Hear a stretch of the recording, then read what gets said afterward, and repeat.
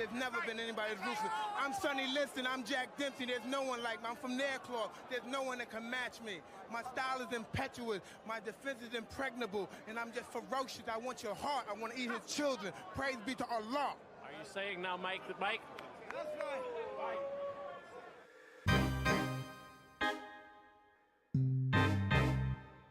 The rest, stack Damn, son, where'd you find this? Slam, look at him with the brim, sitting on big rims, rocking exotic gym, approaching with caution, grinding and bossing, stunting and flossing, everything costing a whole lot for she. What you gonna do? Cause I'm a problem. How you kin sobbing, lumps in your noggin, knuckles to your face, both jaws throbbing. Any type of issue, stack quo solver. You a punk, you a scrub, no love getting shown. You should've left well enough alone. Before you find yourself dead and gone. Don't try my homes, it can go there, cause I don't care. This beef, believe me, I don't fight fair. Stump the truth. Boxing first, what's going on? Blue Raccoon, shouts out to everybody. Got their notifications on in the building right now.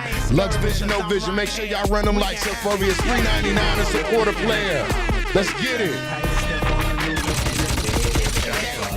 Where'd you find this? Blue Raccoon, safe travels, big dog. Main event was popping. How you step on the news or in the daily paper. Family crime, sing your homie, your maker. That's how you folk deal with haters. I think he wanna fight. Say something to me, homes get beat down. Nothing but the stump sound. Shout it on play round. Live from the A-Town, straight up G. Stack quo home, that be me. Or you can find me on chair with something fly. My motto was pimp or die. And if you come talking that BS, it's lights out.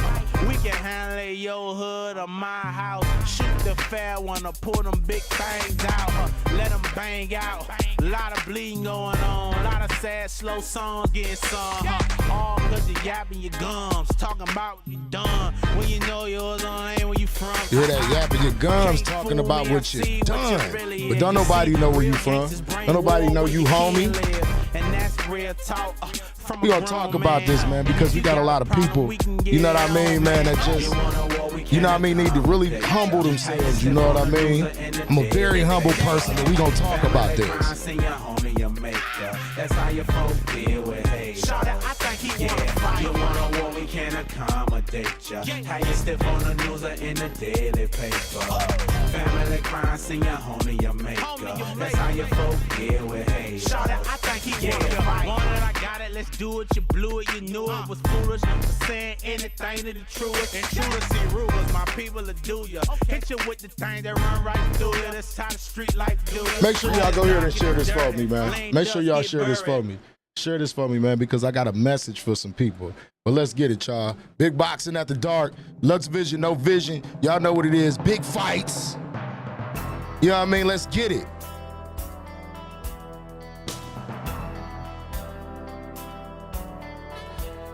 Shouts out to everybody that's here right now. Y'all know the saying, man. You could have been anywhere in the world, but you're right here with Big Vision, Lux Vision. You know what I mean? The best motherfucker in the world right now, what we do. Let's get it. Shouts out to the community. Shouts out to my mods. I love y'all. I appreciate y'all tapping in with me, man. Y'all give me motivation to keep this shit going, and I say that shit all the time. But let's talk about this.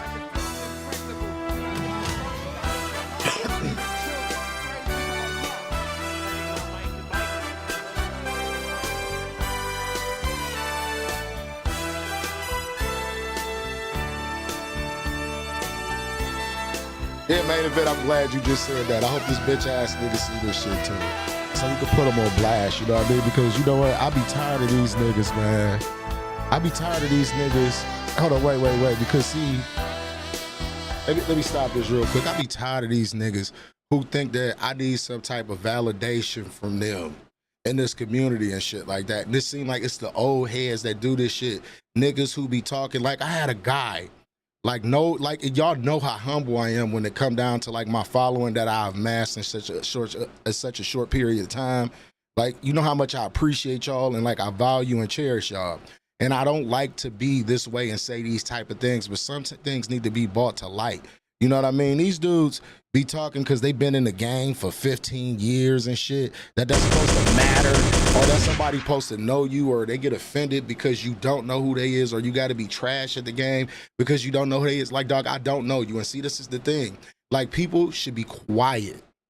You should be quiet. There's no way you've been on this game for 15, 14 years and you ain't made nothing shake. You ain't did nothing positive for the community or further the community or even make the game look good.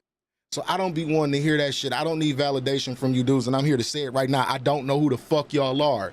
People know y'all in Facebook groups.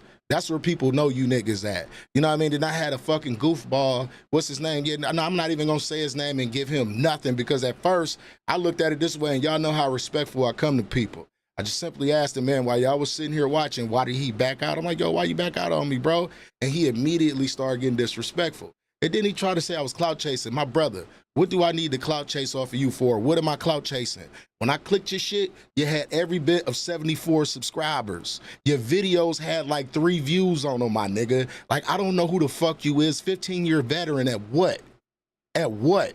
Since you want to go there with me. And I have respect for those who came before me. Long as they show grace and respect the same way that I give them respect.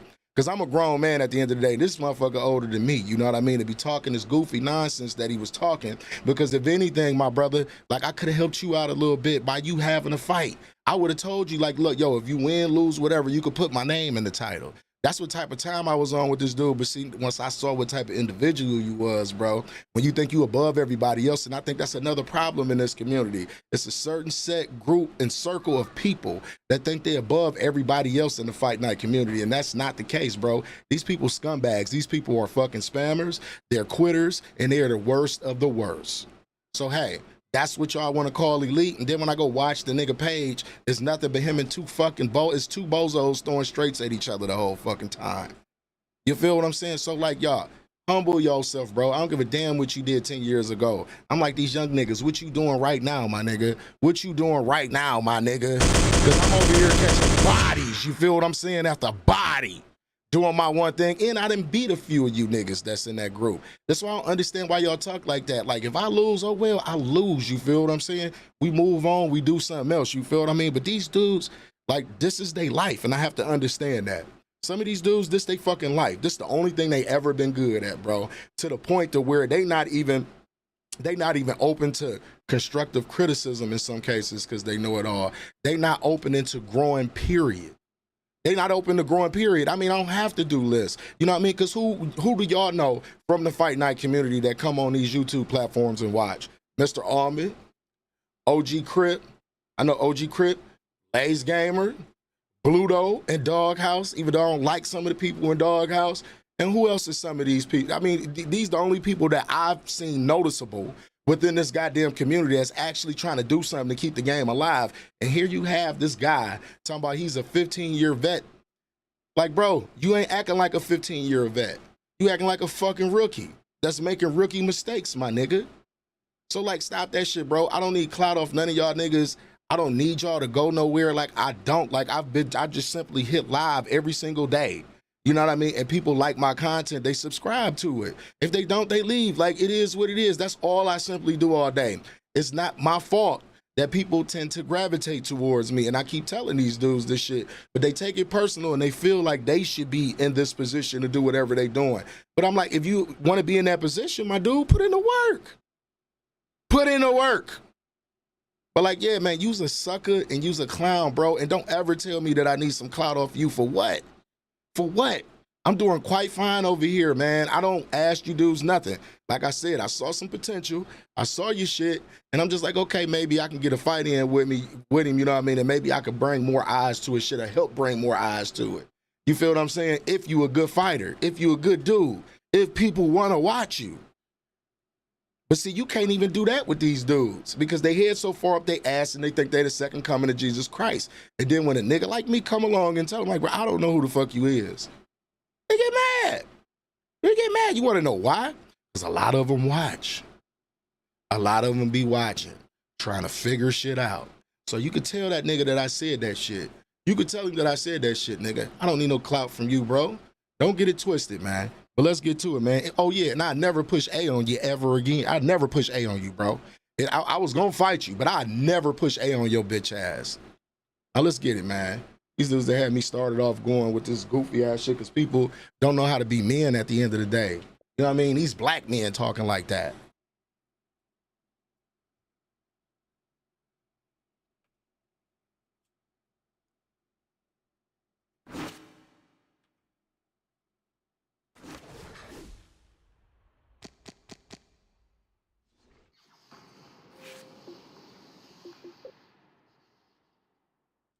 But yeah, main event.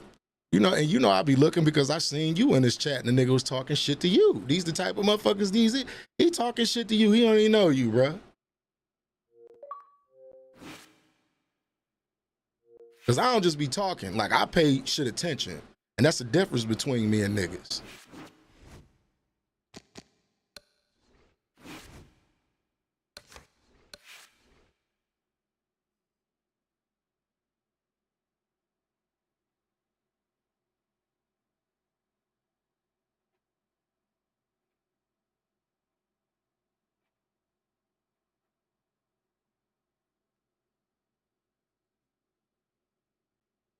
Hell, what's going on? Shouts out to everybody that's here though, man. You know what I mean? I ain't gonna deviate from what we come here for. Just to get these fights in. I hope y'all got y'all L ready. I got my L ready, you feel what I'm saying? Yeah, man, but these dudes is clowns, man, and run-of-the-mill losers.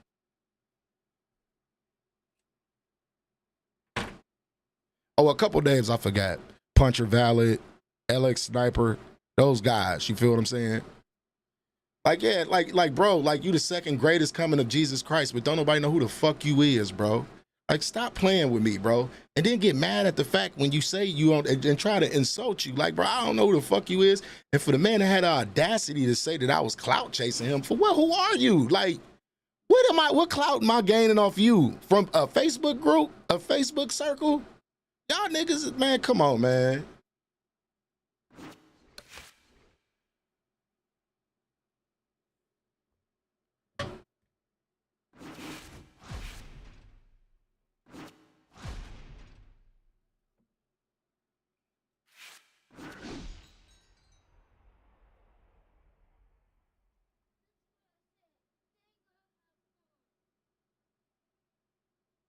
When I'm done, you can come in here with me and play the game with me when I'm done doing what I'm doing.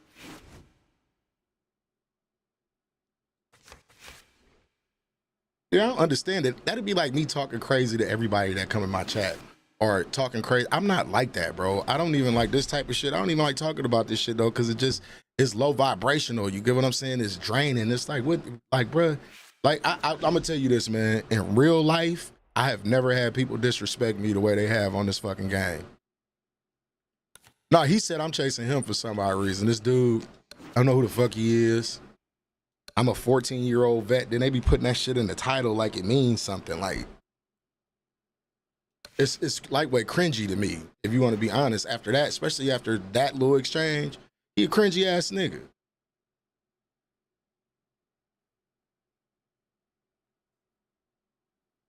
That's why the only collaboration y'all done seen me do was with BMF Hitman. It's because BMF Hitman is a man of integrity. You get what I'm saying? He move a certain way. He don't think he above everybody, and BMF Hitman is a damn good fighter. He don't run around talking like that. He don't. We trying to make this shit competitive for everybody. The elite niggas be showing their true colors. They mad as soon as we tell the truth and call them out for being toxic in the boxing game. But they not elite to me. That's the problem with them. They're not elite to me. Those ain't elite people or elite individuals. And then, like I say, when I watched, I just saw him and one dude throwing straights at each other the whole game. What's elite about that? What's elite about that? If you got so much experience, why you got to do that? Why you fight like that if you got so much experience? Why don't nobody know you? This is what I be trying to say. Like, they get mad. Like I say, I don't try to throw like the subscriber game, but it seems like these dudes be trying to have a pissing contest with me for some odd reason. And I can't figure it out. Half of them, some of them, I tried to do. I had thoughts of doing something with them. But like, I'm not fucking with you no more, bro. What I need you for? That's the thing. I don't need these niggas for what? What the fuck do I need them for? I need the people that fuck with me. That's who I need. I need the people who tap in with me and fuck with me. I fuck with y'all. You fuck with me, I fuck with you. You know what I mean? All the rest of these dudes, dog, I could care less what they got going on, which is absolutely nothing. And see, like the Gritzy motherfucker that come in here. You know what I mean? Dudes be wanting validation, man. They be feeling like they supposed to be somewhere, and they talk all this big shit about how they so important and this, that, and the third. And then when you go click on their YouTube page, these niggas ain't even got 100 subscribers. Some of them ain't even got 30.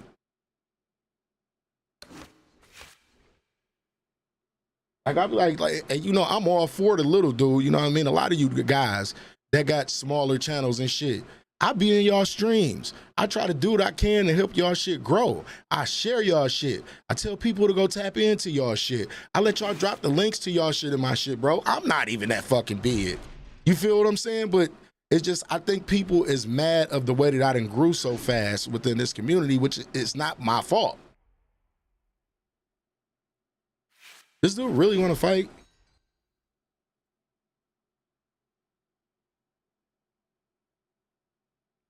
They've been putting in work so long, but why don't we know about the work you done put in? Work, like when you do work, and your work usually shows. Am I right or wrong? When you putting in work, your work pay off in the show after a while. Alongside Teddy Atlas, and welcome to the Mexico City Plaza here in Mexico City for our main event of the evening. 10 rounds in the middleweight division, and the anticipation for this bout has grown as the week has gone on. A lot of talk behind these two. Now it's time to walk the walk.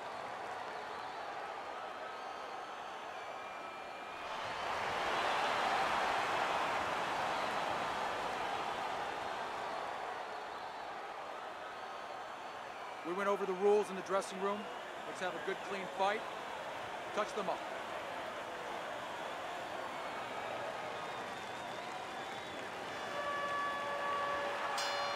Everybody's been waiting for these two to meet up. Now they do, as round one is underway. Bad intentions, scouting report is an easy one to read. 3 letters, J-A-B. Yes, sir. And that's exactly what he's doing. He's jabbing in his way, and I don't mean talking. Yeah, I mean throwing that system. And now you see him scoring well with the right. Bad intentions is trying to survive this. He is taking a beating right now. That one good shot came in and rocked him. And that's the problem with his defense right now. You know, he's trying to block those shots. You can't block 2, 3, 4, 5, 6 shots at a time. They get through. How important is movement, circling, and making sure you have a presence of where you are in the ring for an outside fight? You know, I'm so glad you asked that, Joe. It could be the worst thing in the world. Because most people, laymen looking at it, they're going to say, oh, yeah, you got to move. You got a shorter guy, a stronger guy. If you move too much, you don't take advantage of being tall because you're not set to punch. You got to step, not run.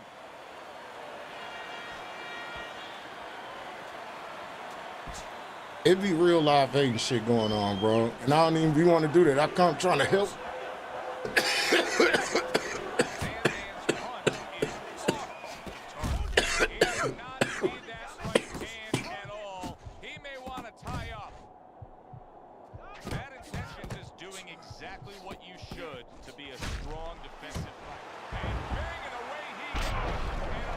No, I try to do what I can, man, to show love and support because I do understand. I've been playing this game since it came out, but I wasn't streaming. I wasn't a part of no communities, none of that shit. And I just started coming back playing. He went down from a big shot. Now he's got to have some big guts to move along. You're going to find out exactly what he's made of. But that's the wrong way to go about it, especially if you love the game. Like, you know why I fuck with Mr. Almond? You know why I fuck with OG Crip? You know why I fuck with BMF Hitman? You know why I fuck with a few other people? Purple Drank Daryl, shouts out to him. You know why I fuck with these people, man? Because they love the fact, they was ecstatic about the fact that I was keeping this game alive, man. You know what I mean? It gave them motivation to know that I can keep streaming this fucking game. You feel what I'm saying? People actually watch this shit. You feel what I'm saying? Like, they was ecstatic about that. They just wanted to see my growth. You feel what I mean? And I credit Mr. Almond, OG Crip, and a few other people to showing me the new mechanics and how the game worked and everything, because I actually got better doing that shit. I was humble enough to know, you know what I mean? Like, okay, I have a good following. Like, people watch me or whatever. You feel what I mean? But I'm not that great at this game right now, and I need to get better. I was humble enough to do that to where I could reach out to people, but some of these people were dickheads. And now I'm better than some of these people. I don't even want to fight you no more because you done showed your true colors. You always treat the low man on the totem pole like the high man on the totem pole. And these motherfuckers failed to realize that, and that's why they failed at everything they tried to do at this game. As we start a new round, I pose this question to you. Is there any... Because it ain't for the love of the game, it's for you. Look, there's been great comebacks in this sport. There's always hope. You don't know how deep a man's reserve is inside their soul, inside their mind. But dangerous rounds now to find out.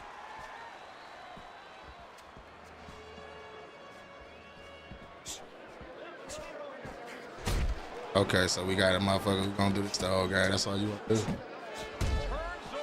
I could follow you and do this all day, bitch. Come on.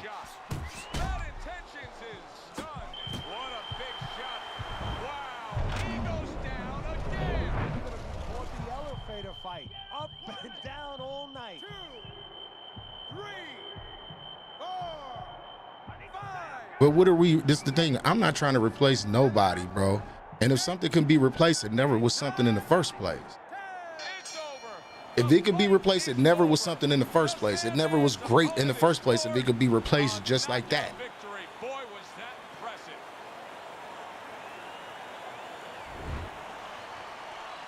If anything, motherfuckers like that then hindered this community. Motherfuckers then kept this community back. That's what they have been, because that's my ultimate goal, is to shine light on Simbox and make this shit look as sim as possible. May give you the pay-per-view feel when you come over here. That's what I try to do. Hell yeah, he was a fucking body, Corey Davis. See, I done got to talking. He was a fucking body. That's what I do over here. Come on, because nobody can get close to me. They're not even close. I'm the best fighter in the world. They be mad when I play that type of shit right there.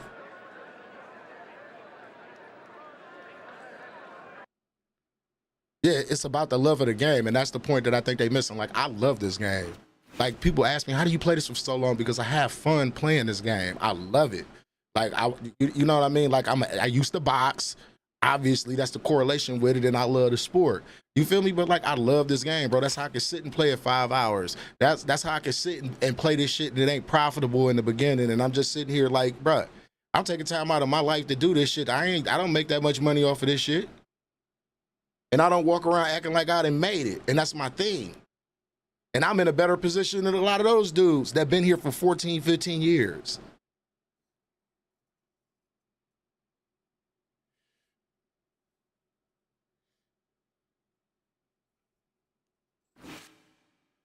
Yeah, half of them don't got that, bro. Half of them ain't even got integrity, big dog. They ain't got no integrity. You don't know what's real and what's fake around this motherfucker, for real.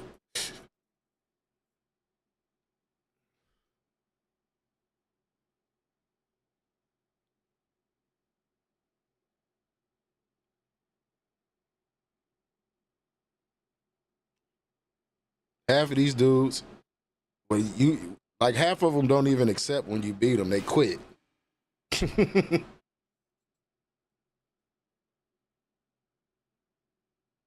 And see, that's the thing. Like, I have egos about different things. If you understand, I have an ego about different things. I have ego about different things, and it's not a video game. Trust me. And that's my thing. Like, if your ego is that big over a video game to where I see some of the goofy shit that I be seeing going on and shit, though, that's how I know half these dudes, they never been in no real life situations because they wouldn't act the way that they act. You feel what I'm saying? Like, you wouldn't act the way you act. Where I'm from, if them niggas acted like that off with their head, that's how it would be. You feel me? And people don't know I come from that. I don't even act like I come from that. I don't even portray that side of me or remotely try to portray that side. Only time you really get a glimpse of that is when somebody come in here trolling, and half the time I be laughing and trolling their asses back. That's it. But only time you get a glimpse of that shit is when I be mad, because I'm not gonna bite my tongue for nobody. Nah, bro, I ain't ducking them. I'm not fighting him. I never push A on that nigga, especially after he said, I'm trying to clout chase off you. For what? Oh, I'm trying to clout chase? Got you, my brother. I never push A on you. I don't give a fuck. You can call me a duck, whatever you want to. Nigga, don't play with me like that.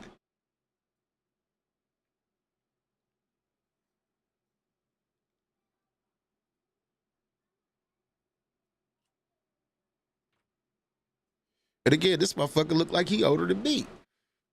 Just put that in perspective.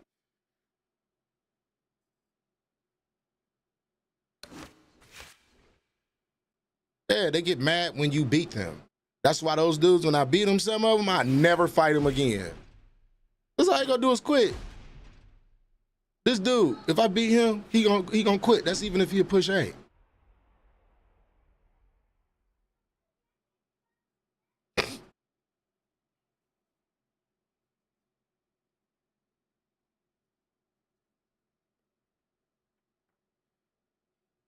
But it just show how much of a man you are compared to these dudes. Like, I see, the thing is, I take an L, but you know what? If I whoop you and I know you that type of person, dog, I never fight you again to give you the opportunity. Ever. Yeah, they be mad. That's why I say, when he say you ain't beat nobody, I done beat a few people in that group. I have beat a few people in that group.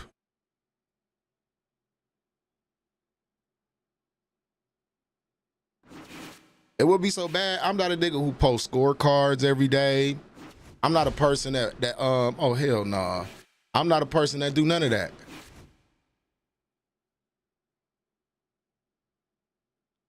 Yeah, I don't post scorecards. Only time I make a vid like that validated hate, the reason it was a purpose behind why I made that video about that dude. Because he was one of the first ones talking shit and he was real thirsty. Acting like he was an elite and all of this other shit, talk about money and all of this other shit and promoting, trying to get his shit. Like, you trying to, like, he literally let me know that he was trying to, like, use my name for some shit, though, but he went about it the wrong way. So I said, fuck you, nigga. I ain't fucking with you, bro. I ain't doing nothing. I see you, though, pimp. And when I seen the nigga on the screen, guess what? I fought him. And guess who won? Guess who won? That's why I said elite what? What makes you elite? That's why I said that. Because all y'all dudes run around talking like that, and then when y'all lose, like y'all just, it's what? And my biggest thing, this shit like any given Sunday. Anybody can lose. Anybody can get it. What's up, OG Crip? I was just sitting here telling them, bro, how like these dudes who claim they elite and been in this game for so long and shit, they be mad when the motherfucker be like, why I don't know you? You know what I mean? Like, and I named the people that I knew that was actually fucking with this game. It was you, it was Mr. Almond, it was Puncher Valid, it was LX Sniper, and Bluto was doing the doghouse fights. That was it. That was it. Those are the only people. You know what I mean? And I told him the reason why I fuck with you and I fuck with Mr. Almond because that shit was genuine. Like, y'all didn't come in here, like y'all started watching me. You feel what I'm saying? Y'all started watching me. And I said this, I'm like, if it wasn't for those dudes, a lot of people wouldn't even have eyes on me. So I respect dudes like that. Y'all was just ecstatic to see me grow. Y'all was ecstatic to see people, like, you know what I mean, gravitate towards me. Y'all was ecstatic to see how I was keeping the game alive. Like, that's what I be trying to say. That's doing something. You know what I mean? When these dudes be talking to me, like I had a guy talk to me go tell me the other day, you trying to get clout off for you. I'm like, clout off for what? I don't even know who you were. I don't know who you are. I don't know what you did. I don't care what you did 10 years ago. What you doing today? That's all I was saying.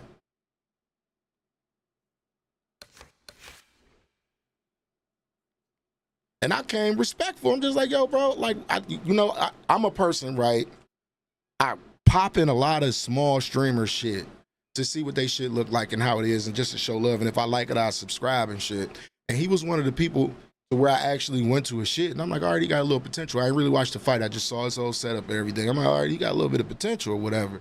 So when I saw his name on here, I'm thinking like, all right, he'd take the fight or whatever. And I was going to hit him up like, yo, win or lose, bro, you can put my name in the title of your video. But you know, his thing was, I don't know who you are. If you don't know me, you got to be a bum. And this, that, and the third. I'm like, what? I'm like, bro, now you talking like you the second coming to Jesus Christ. Like, I'm supposed to know, like, I need validation from you or anybody else. I don't need validation from you niggas in the Facebook group. You know what I mean? Shouts out to the people that's running the Facebook groups. I don't have a problem with the group itself. It's individuals within the group who talk like they're above everybody else and ain't done shit. ain't visible, don't nobody know who you are but these people in this group. And I think the delusion right there, like, I think it's a little bit of delusion at this point. Because I ain't even try to go there. You know what made me go there? When they gonna say, oh yeah, you got a little YouTube following and da-da-da. I see what this is, you clout chasing. I'm like, bro, why I gotta clout chase somebody who got 74 subscribers on YouTube? Why? Why? I'm probably one of the 3 people that looked at your video. But see, these motherfuckers don't be knowing shit like that. Like, it's weird shit. Like I say, bro, this a grown-ass man that's older than me. I don't come at people sideways like that until you come at me sideways. You get to talking that bitch-ass nigga shit, you a bitch-ass nigga. Nah, what? That's just like the dude say, I want to squabble, and I'm like, how? How we gonna squabble?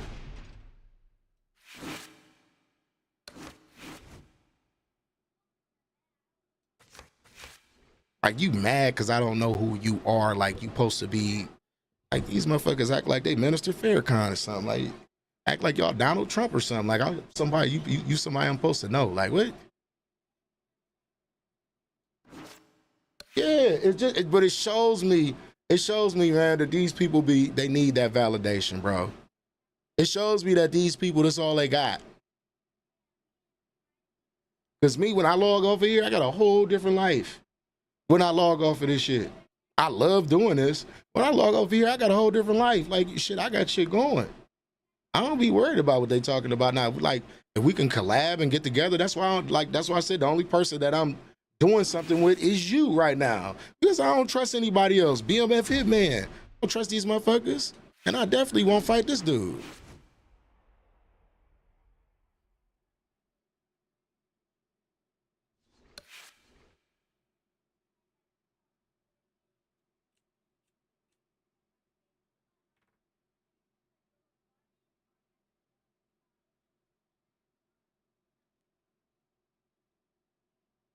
No, I won't. Especially after I know this nigga and his brother. Man, I ain't even gonna say nothing. You know, there people be mad when I say that shit, but I don't give a fuck. You ain't miss nothing, ladies. You miss me having to talk about some fucking goofball. It'd always be from this Facebook group. This one particular Facebook group. I'm starting to think it's a group full of hating ass niggas. That's what I'm starting to think. Just mad old niggas. That's how they sound, like mad old niggas. I used to head ass niggas. Them type of motherfuckers we talk about, ladies. You know how a nigga can talk about everything he did in the past but can't tell you about shit he got going on right now? Like, man, come on, man.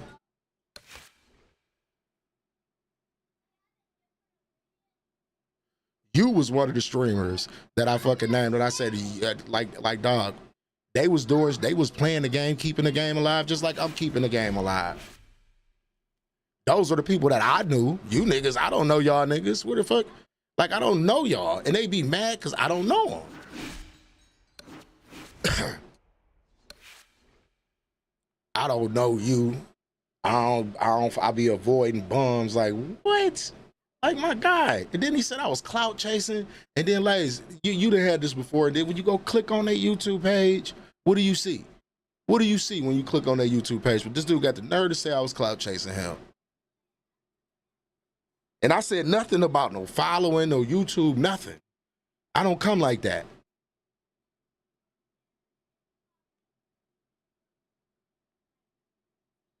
Click on them nigga pages. I should go click on this page, but I don't even want to get that nigga that much juice. Fuck him. I was going, you know what I mean? I'm a real one. You cross a real one, you cross me for life, G. That's real shit.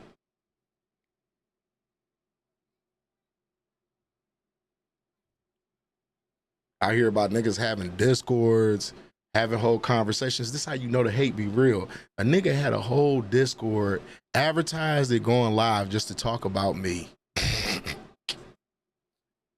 If that ain't just like pathetic, I don't know what to say. Full TV, what's going on? I don't play on Blue Raccoon. I don't even pay them no attention. You know, they mad. They mad at me. Y'all might as well start calling me the legend killer because they legends in their own mind. I just killed a legend right in their mind. I ain't even got to beat their ass in the game. Just kill their legend by just saying, I don't know you. I don't know you. They be mad. Like, it's like pushing a button. It's the I don't know you button. Bad. I get the fuck out of here. If you was somebody I should know, I would know you, pimp. Say out here RKOing in the chats. Yeah. Fought this dude yesterday. Do we want a rematch? I think he do.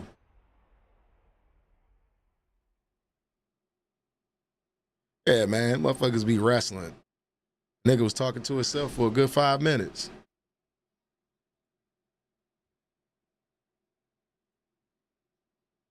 Hi, everybody. I'm Joe Tessitore alongside Teddy Atlas. Good evening and welcome to Vegas, where they do it bigger and better than any other city when it comes to the big-time fights. We're at the Thomas & Mack Center for a much-anticipated main event. 10 rounds of heavyweight action.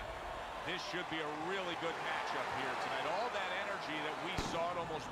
That's my point, Lays. That's my point. That's my point. And here I am trying to be nice, maybe like, okay, it's something about this dude, all right, I can fuck with it. You know what I mean? And we try to bring some attention to him. But nah, I ain't got time for that shit, though. Niggas be mad, though, bro. You can't help nobody in this community, bro. You can't be nice to nobody in this community because everybody think they done made it somewhere. Everybody think they've been doing something for so long, like Russ, like this other dude in here on my dick. You know, this goofball had the nerve to tell me, and this is all we saying, they be putting their foot in their mouth. He gonna say, because if you haven't been playing since 2018, then you're not really known unless you play in leagues and pages and beat some of those top names and make a name for yourself. It's a community thing. You haven't heard your stripes, big dog. I say, bro, I don't need stripes from y'all. What I need stripes from y'all for? What I need stripes from y'all for? I done beat some of these niggas that have been in these leagues and all of this other shit. This is the thing that I'm talking about. Right here. He don't know who the fuck he talking to. All right, fellas. I don't give a damn. 2018 was almost 10 years ago. Let's go. What are you talking about? A community of what? Some dude named Giovanni Espada? Some goofy motherfucker who ain't got a profile picture. That's who be doing all the talking. Yeah, this how they talk. Trying to defend dude because I said I don't fucking know you. Control things in this fight if he can do what he did just there, and that's land a good solid jab. What league? EA ain't fucked with this game in how many years? He's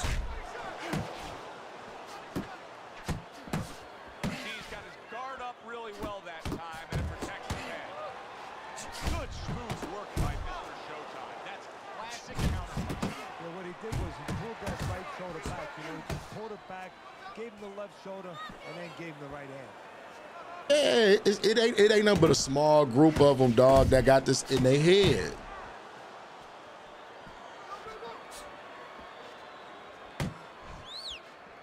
Hook on the inside.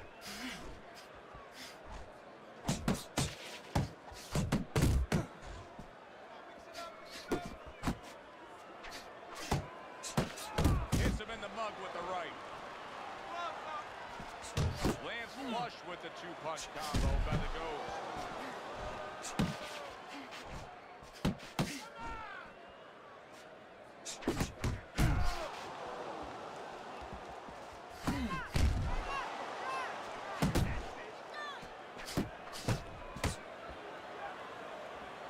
Blocks that belt line well. The Ghost is feeling the impact of that powerful hook. Nope. That is exactly what the corner wanted to see. A good combination punch by the Ghost. Final 10 seconds. Nice block by the Ghost. End of round one. Mr. Showtime's defensive flaws in that last round were very, very costly. He's not doing it. Nah, I'm about to start doing that, last gamer. I don't want to do that. These 14, 15-year-old veterans, though. I don't want to do that. I be trying not to shit on people and shit, because like I said, I treat the low man on the totem pole like the high man on the totem pole. Like, I don't be on that shit like Lays, bro. Like, you got more followers than me, bro. Do you hear me talking the way that some of these dudes talk, bro? I don't hear you talking like that either. It's weird as fuck. But we supposed to respect something, what you do.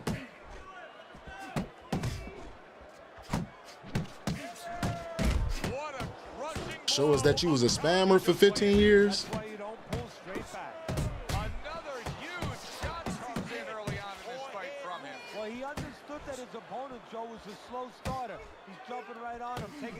advantage. And Mr. Showtime's hit to the head. There's the combo downstairs.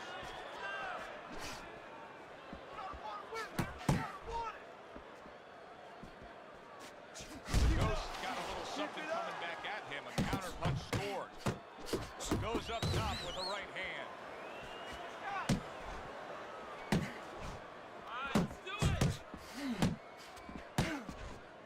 Halfway through this round here. Good work toe-to-toe there. Both fighters got in on him.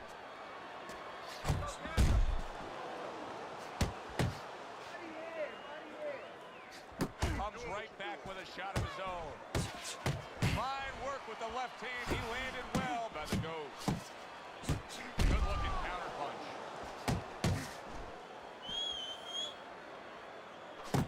Good combination to the body.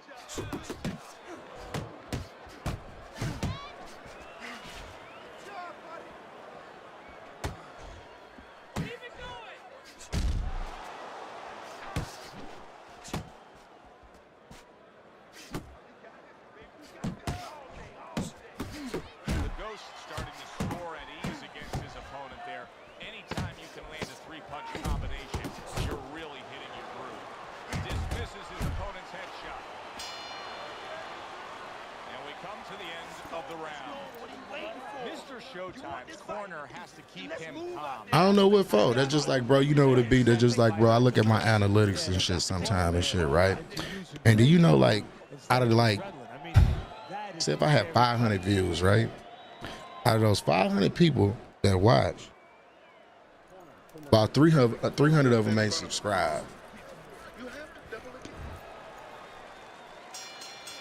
round number 3. So what does that tell you?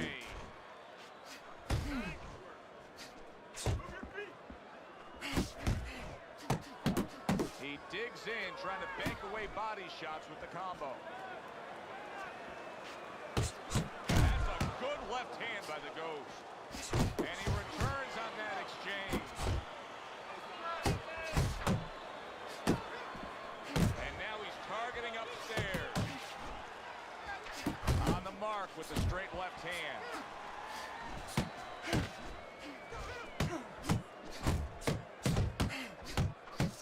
Good flush shot upstairs. He tried to nab him up top, but was unable to connect. Pulled the trigger on that overhand left. Great work offensively, landing that combination by Mr. Showtime. 90 seconds to go here in this round. Takes one, but gives one. Good work by Jackson. Oh, what a left hand. The Ghost putting forth a great combination there. And Mr. Showtime's corner is concerned. Their fighter may go down here. That was my fault. Let me get this dude up out of here because I whooped him yesterday trying to get his redemption talking. 1,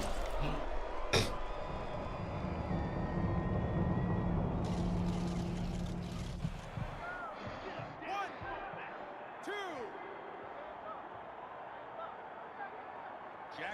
Nah, you absolutely right, OG Crib. They are fight nice stuff.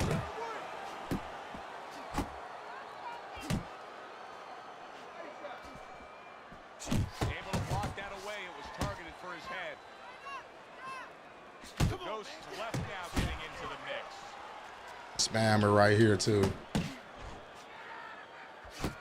Good solid shots with the combo downstairs. 10 clicks of the talk. Side to side, move your head.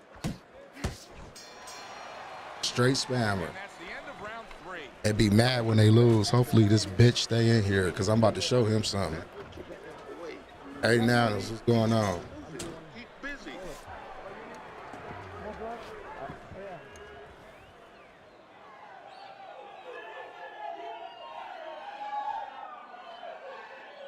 You gotta bring your hands up. You must bring your hands up. Relax, relax. So with 3 rounds complete, we take a look at Teddy's scorecard. Teddy, there are opportunities that are here for him, aren't there? Yeah, counterpunch opportunities because he's got an opponent who's walking in a little bit. Now he has a chance to start to chuck something back at him a little. Zoning in on that gut combination punch downstairs.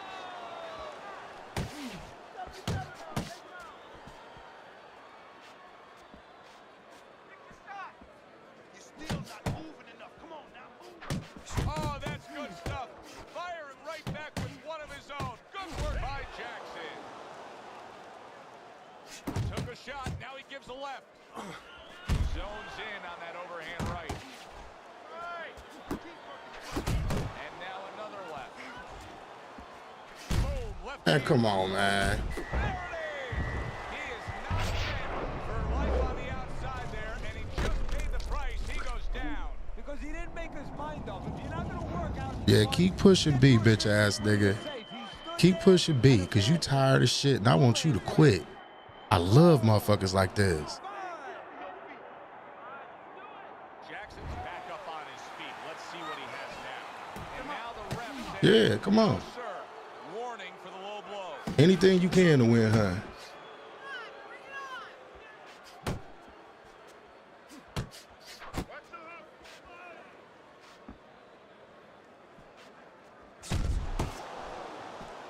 Jackson's not able to have the real estate he wants. Just not utilizing that jab to get through that front door to the inside. No, that's where he needs to be.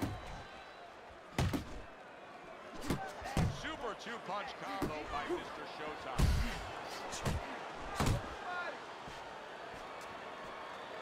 That's all you got, pussy? Keep moving, come on. Right to the head with that right.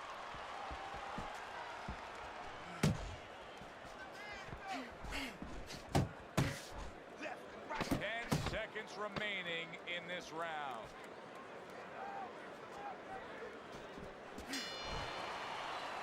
The Ghost last round, a big one. He scored the knockdown. Do you think he's now got the momentum where he can end this fight? Well, right now, I think he has the confidence where he thinks he can end the fight, and that's where it starts. It starts with anything. Any people out there doing anything, it starts with thinking, believing you can do it. Okay, listen. When he misses you with a punch, counter. There you go. Reaches in, pat that right hand. Wait, pat that. Jackson's got to do something different. A start to a new round, maybe the start to a new beginning of this fight. Because what we've seen so far, it's been nothing at all for him. Really good work right there, landing the two punches in sequence by the Ghost.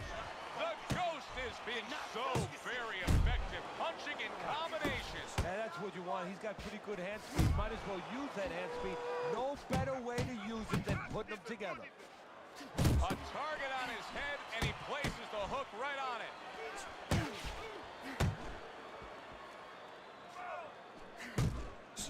Good counter punch by Mr. Showtime. I love the way he delivered that, Teddy. Yeah, he's using his feet to set up his offense. You don't always see that, but you see it there.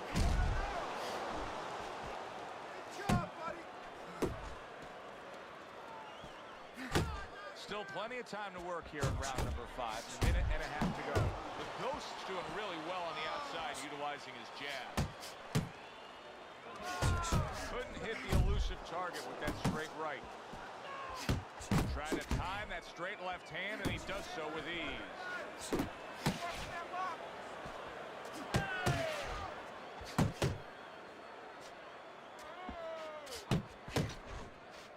Nice.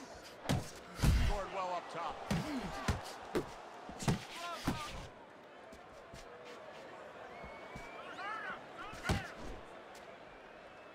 Flush right hand to the head. The Ghost's left landing well.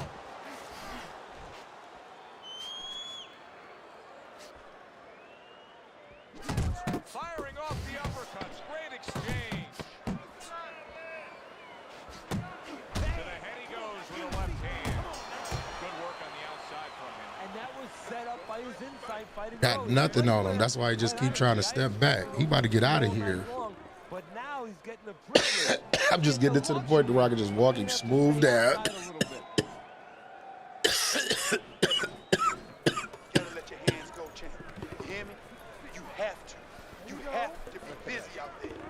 guy's beating you. Now, if you throw 3 or 4 punches in a row, you can turn this thing around. But you have Round 6.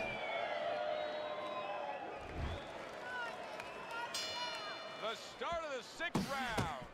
The Ghost's performance right now, to this point in the fight, has been exactly what his trainer has wanted to see.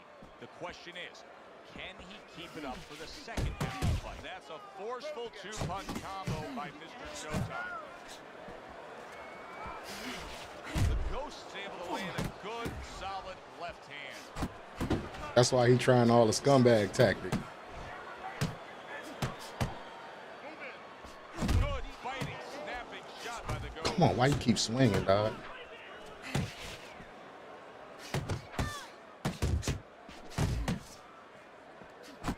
Very accurate with the overhand right. Mr. Showtime showing you that sublime skill right now with that 2-punch combo. Scores up top with a left. Jackson's inconsistencies are really showing up now. At times he has shown defense tonight. Other times, with what we've seen recently, he's getting hit by the left hand. Yeah, what he had to do. Man. Jackson stumbled. Big shot comes crashing. How is he going to survive this? This bullshit out of here. He's going to have to find a way.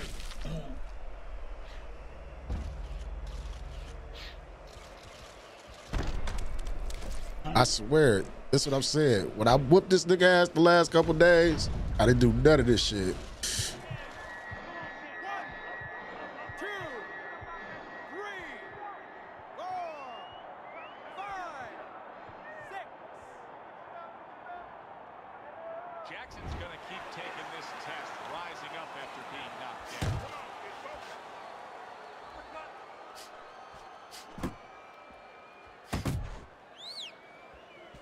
Well-timed, well-placed uppercut there.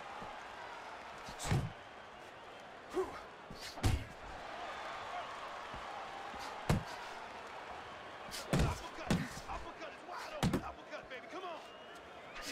And oh, what a good, strong uppercut by Jackson. Good job with another left hand.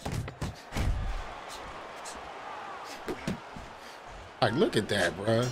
And round 6 comes to an end. The Ghost's in a position now where he should be able to bring home a win. If things stay the way they are, he's clearly headed towards a win. Yeah, I have my head on my scorecard, but he has to make sure he doesn't, like in football, go into that defense. If he starts just moving, just staying away a little bit, now the things that were keeping his opponent from coming in that front door, well, guess what? They're not there no more. His opponent could get back into this fight.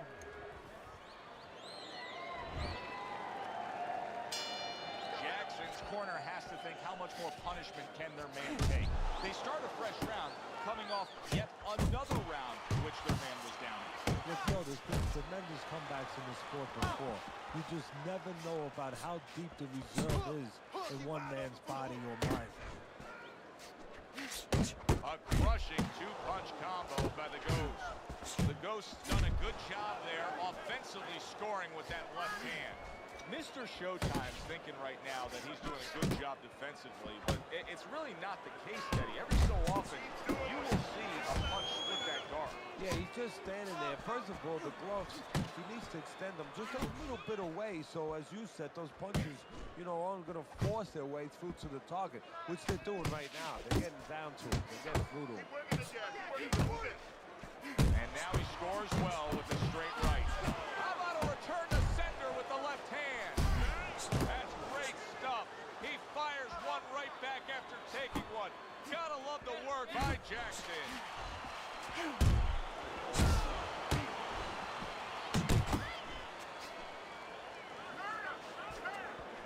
You got this one. Keep your body moving.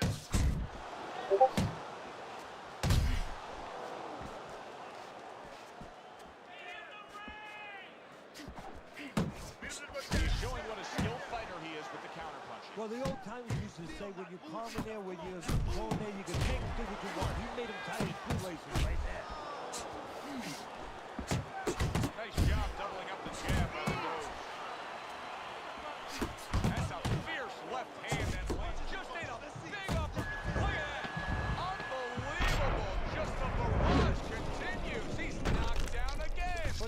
iron heart is just as strong as it was before.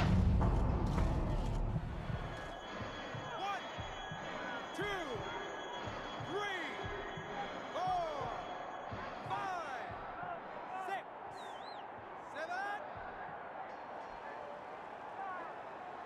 Get up. Don't let him breathe.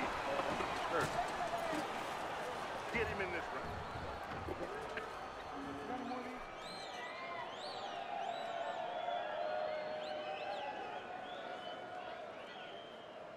How you doing? You okay? Now I need you to use your feet. Move around the ring. You got that? Okay, now let's go. Move around the ring. You got that? The Ghost's corner is really pleased, and you can see as the encouragement continues here at the start of round number 8. They know the way the scorecard's most likely to read, just like yours reads, Teddy. Yeah, he has a little bit of a dilemma, a good dilemma. Does he go for it because he's fresh? He can go after him, and he can continue pushing him downhill. Or does he coast a little bit? Blocks the headshot. And now committing to that midsection as the target with the combination punching. Mr. Showtime's getting himself into the mix now, landing that left hand. Jackson's coming out here after being knocked down in the previous round. How important is it for him to be cautious here, to make sure that he does have his legs underneath him? You know, it's a little bit of a double-edged sword there, Joe, because if you're too cautious, hey, your opponent, he reads it. You're not in that ring alone, you know, and then he's going to get... Yeah, he did every scumbag trick he could try in the book this fight. I told you I beat the shit out of him the other day. He got this fight, though. 1,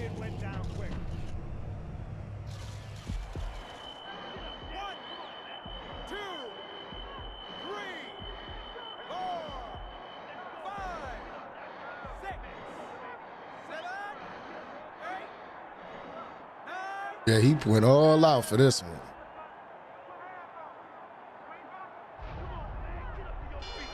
ref stops the fight. Jackson's unable to beat the count. Knockout loss for him. Yeah, As we saw and with on straights. your scorecard That's throughout it. the evening, the Ghost Straight now shooter. wins by knockout. Listen, They you just wanna gave win, him the you wanna stuns get earlier because he definitely got outlanded. But you want to make money, and this is one way to ensure.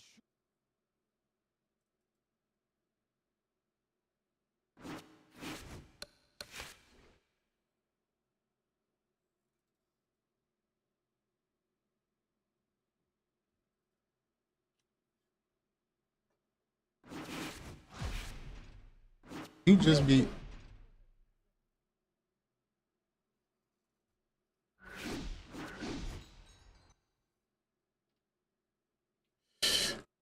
Nah, he ain't gonna want to run it back.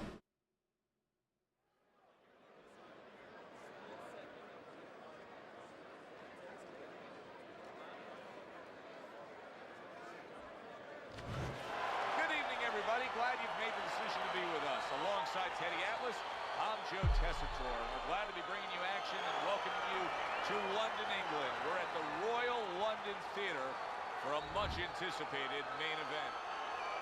10 rounds in the heavyweight division. This should be a good one tonight. Both fighters say they are primed, coming off a very intense and passionate. Round number 1 is now underway.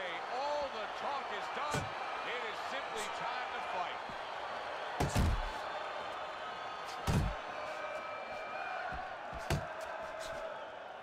Oh, and the right hand comes into play by Mr. Showtime.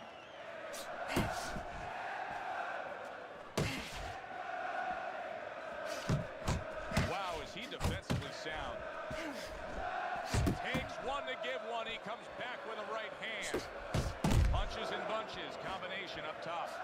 Here's one for you now, he says. Right back with the left hand. Big shot up top. He really got to him there. Teddy, I don't think he's got visions of sticking around too long. He's landing power punches early. Yeah, he wants to make it a quick, nice work. Good, clean shot. Returning fire. Well done by Jackson.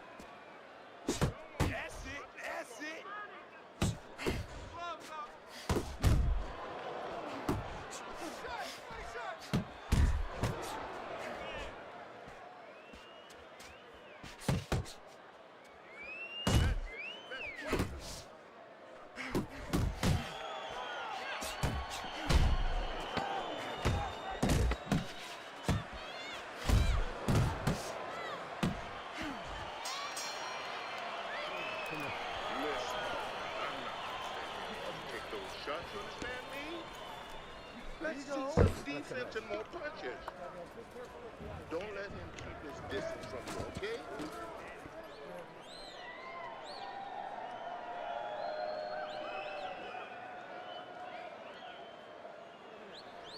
Beautiful, beautiful. I want another round exactly like that. I'm not that This proud. is your fight, all right? You're in complete I just flat out told you don't do. Okay, listen, I want to see that straight right.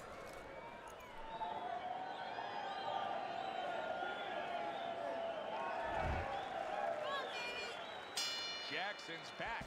Look at him here in the start of this round. Remember, he got tagged hard in that last round. Well, that's the reward you get when you have a good camp and you get yourself in top shape. Left hand came after the jab.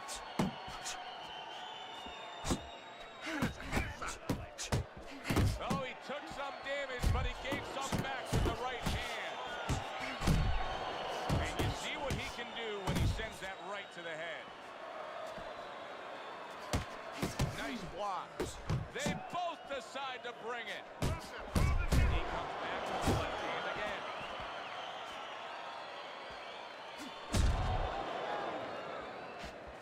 Good defensive skill. Jackson's really walking a tightrope here. I mean, that's a foul. That's a headbutt right there. He could get DQ'd. Good shot there with that left. Trying to erode away that body with the combination punching. What a great job. He gave one right back in return. Nice work by Jackson. He clearly came in with a strategy here tonight, Teddy, and so many times it's, hey, I'm going to bang that drum. Yeah, he is banging that drum. That drum happens to be the body. And he figures that he's going to try to move on him, so start doing it early on, and later on, he's going to have a guy in front of him. Good work with the uppercuts. Nice job there. Jackson's able to avoid that punch.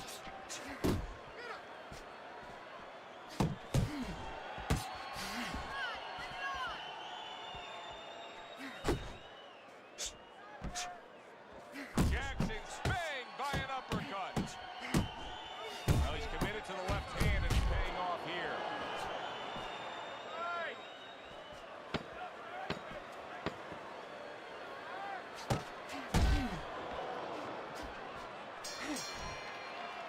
And that's the end of round two. And they come to the end of the round. Joe and Teddy with you ringside. And boy, oh boy, are they putting on a show tonight here. Well, kind of what you expected. These styles kind of told you that this is what you were going to get. Throw punch. Don't walk into him without throwing a punch. Okay, now listen. Don't let him plant his feet. Keep moving forward. Keep him off balance.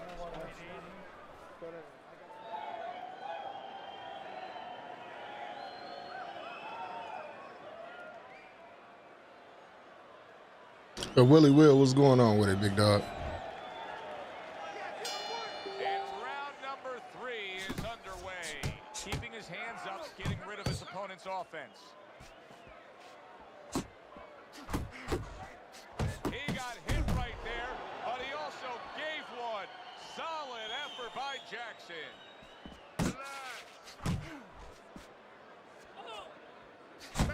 He fires off the combination there and it lands.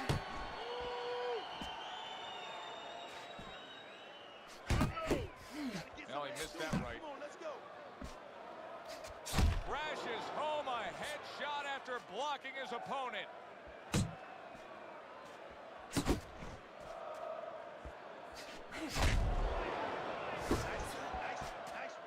Jackson's banged by a big uppercut. Mr. Showtime's cheek is cut. You can see it's opening up now. Boy, that could be effective later on.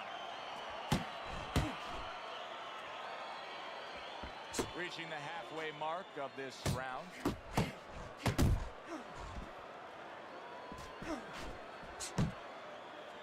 There's a nice left hand able to get in. Able to cover up that gut.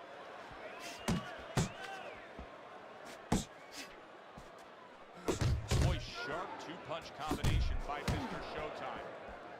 Able to show you his blocking ability. Nice strike after catching one by Jackson.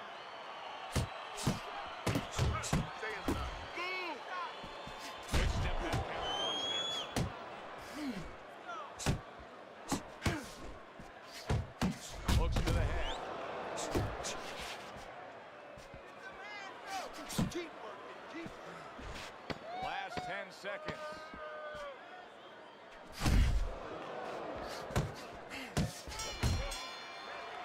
And that's the end of round 3. Chester's overrated. What's going on with it? Stay tight and bang away, okay? Bang away. You gotta watch the water in the corner. Too much. I don't know where Raccoon went.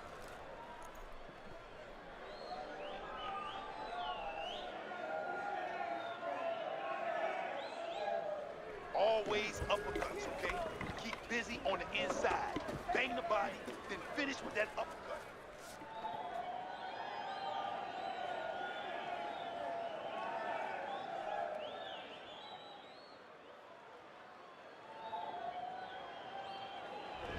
Hasn't been a lot of distinct action so far that would give anybody a commanding lead in this fight. Although on Teddy's scorecard, you can see that he is up a round after 3 rounds.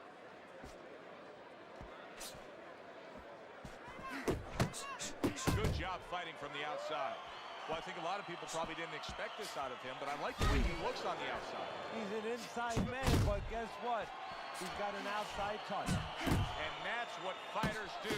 Pulls the trigger right away after taking one. Got to be accurate to send the combination to the body, and he does that. Keep your head moving.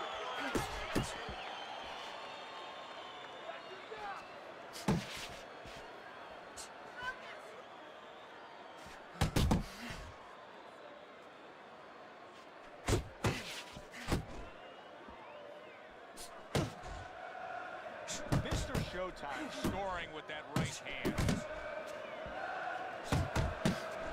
Took a shot, now he gives a left.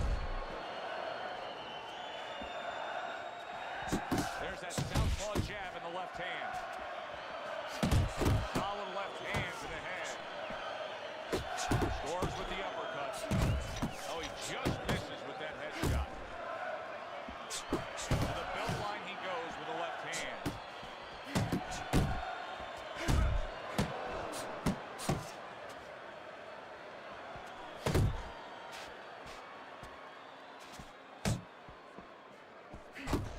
On the inside, on his side.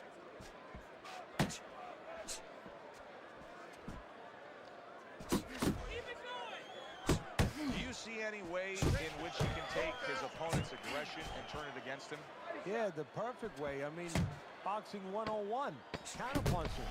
You got a guy coming at you, no better way than to change his mind. Make him miss, make him pay. And this round comes to an end.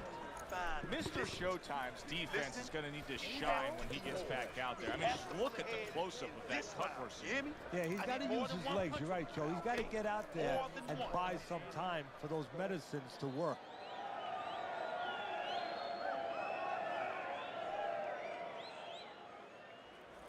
You know what you need to do. I don't want to see you outside of it, okay? This fight is not in the center. Another round, and if it keeps up with the rest of them, it'll be closely contested and hard to score. Nice.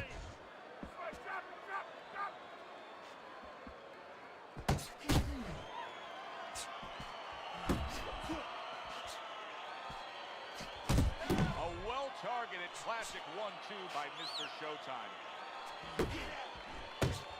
Good exchange. He fires back.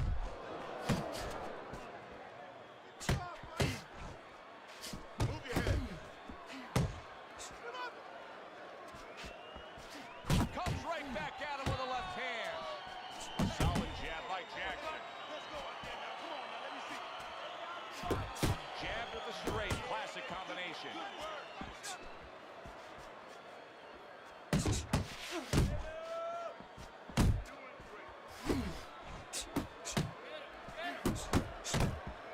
Able to time that left hand and score with it. Takes one, but gets one. Good work by Jackson. Nice work to the midsection to the left. Mr. Showtime's at his best when the combinations are landing. He scored well there with that combo.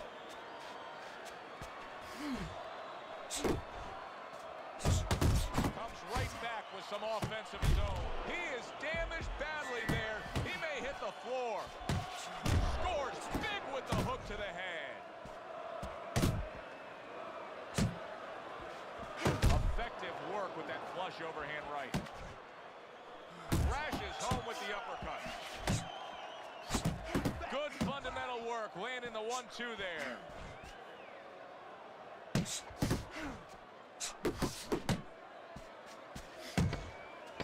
Coming to the end of round number 5, last 10 seconds. Combo lands to the head. Jackson's trailing in this fight. I don't think there's any doubt about that. But not by a wide enough margin where he can't accomplish the task at hand. His corner's letting him know that. You can just tell. Come on, kid, focus. He got hit, but he sends it right back. There's the old 1-2 coming after him. Now, this is just beautiful to watch. Watch how he just links one to the next, Teddy. A beautiful sequence, almost like musical notes being played. Well, exactly. It's a nice tune because it just follows. One, as you said, follows the other. Nice and smooth. What impact from that uppercut by Jackson. Nice work with the jab on the outside. Great counter shot by Jackson.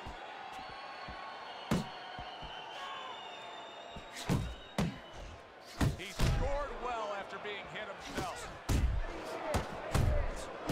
There's the combo to the body.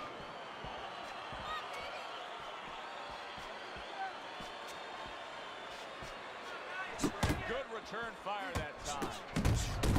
Head hunting never hurt, does it with the hook. How about that left hand? Oh, that's good stuff. Fire it right back with one of his own. Good work by Jackson. Targeting a left hand down low.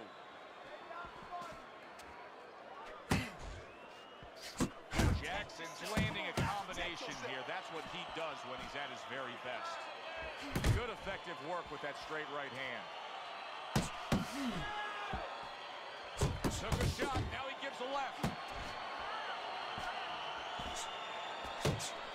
Look at that combination by Mr. Showtime.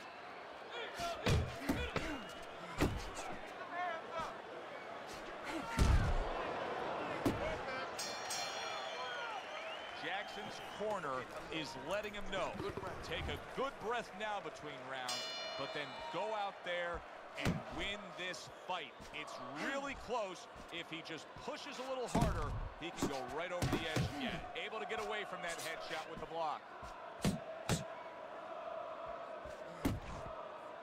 He missed with that headshot.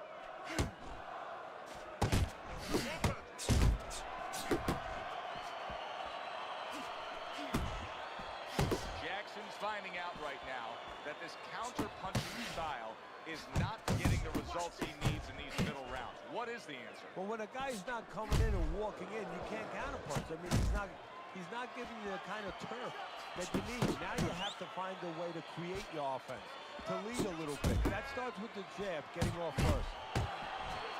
And now the right hand lands because of the work done by the jab. Yeah. At the halfway point of round 7. I know, sir, but I keep telling y'all, though, right there. Not able to land the headshot.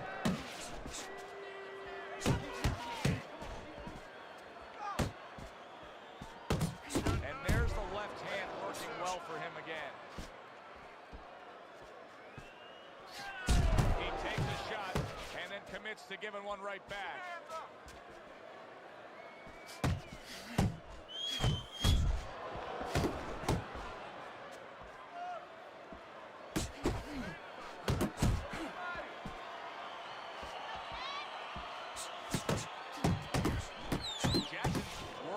Training camp is now paying off.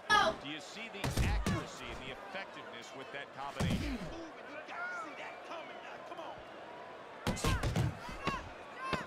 Little head knocking with that right hand.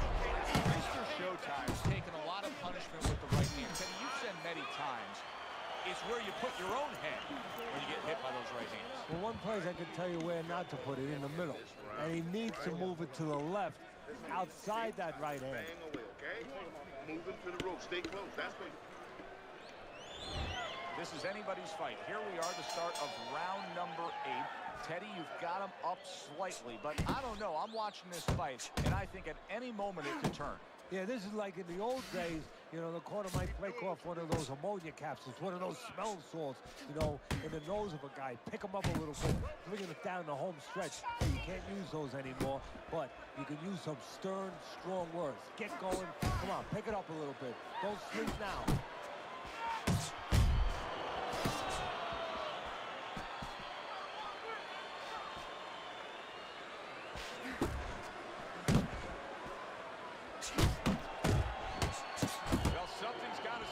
Sends the combination to the body.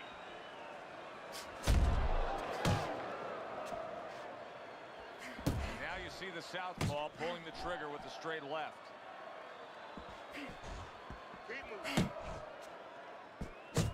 The halfway point of round number 8. Very accurate two-punch combo by Mr. Showtime. And a right hand lands flush. Left to the body. Why is his opponent struggling so much here? Why can he not land a clean head shot?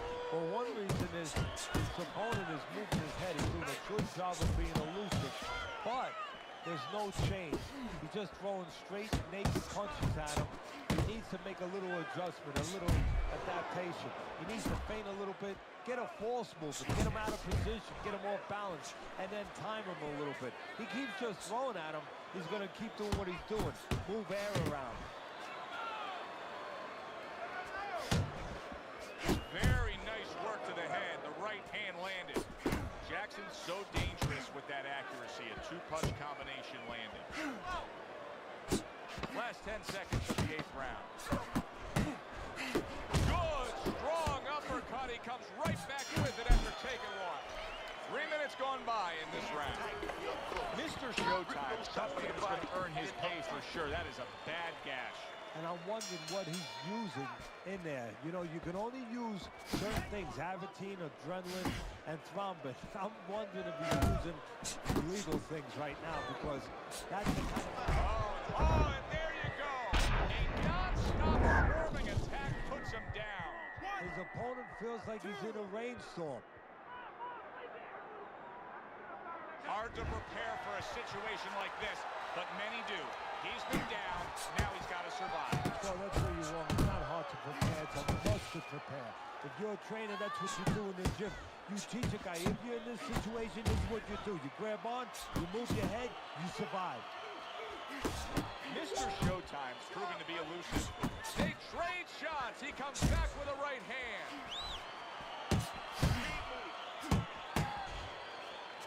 Good way to protect the midsection. Mr. Showtime's right hand scores well.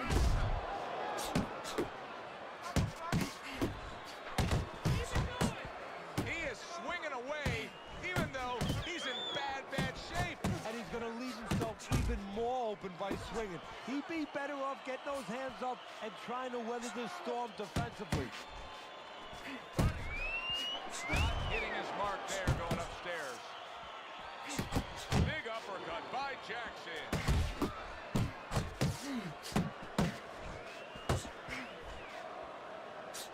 Turns over that hook upstairs.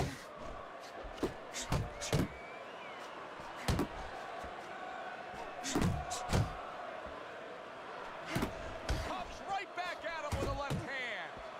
He scores with the jab there. You know, Joe, a lot of times you think about a jab being used by an outside guy, but to get inside, you need a cover. And there, right there, was the cover.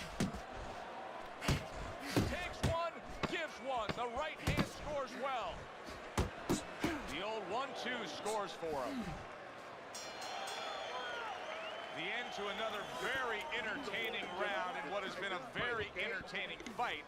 A fight where there's just bad intentions. The fight that just doesn't have the feel of a fight that's going to be a decision win for somebody. Looks like somebody's going to get stopped. Right from the beginning, they've been fighting with desperation. Like, going the decision, as you just touched on, has not been in their minds at all. His opponent wanted the body. He wouldn't give it to him. Oh, a nice two-punch combo by Mr. Showtime.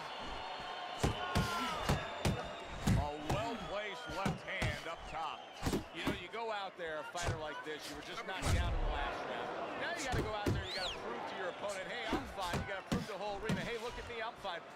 also have to prove a lot to yourself, though, don't you? Yeah, but you have to remember, that's a good question, but you have to remember this fighter has been there before.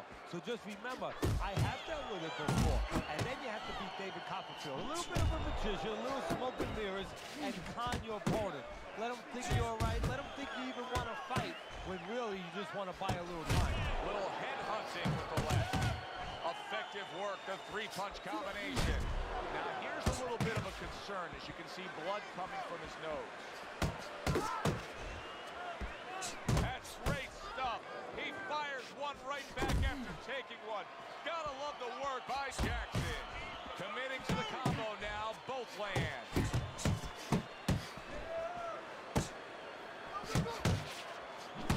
He gives as well as he takes. You saw it on that exchange. He's showing what a skilled fighter he is with this counterpunching. Good clean shot, returning fire. Well done by Jackson.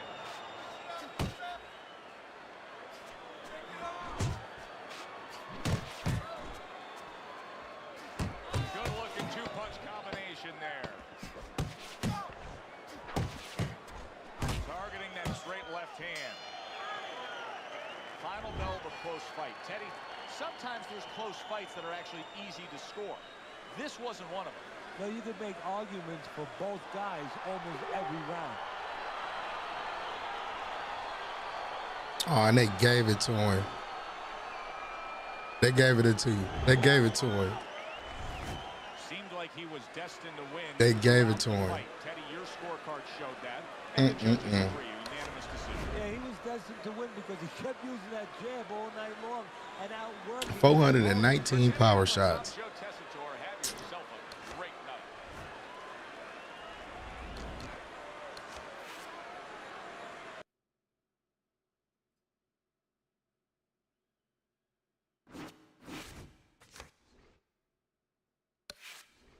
night.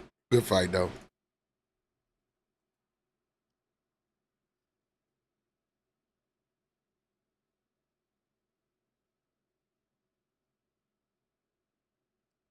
You said that's old man. Who was that?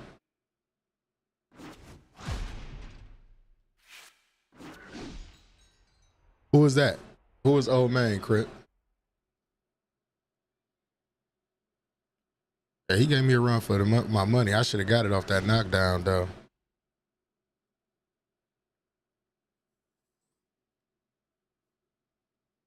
Good evening, I'm Joe Tessitore alongside Teddy Atlas, and we welcome you to the Metro Manila Arena here in the Philippines for tonight's main event. 10 rounds of heavyweight action. This should be a good one tonight. Both fighters say they are primed, coming off a very intense and PJ Garrett was popping. What's going on, big homie?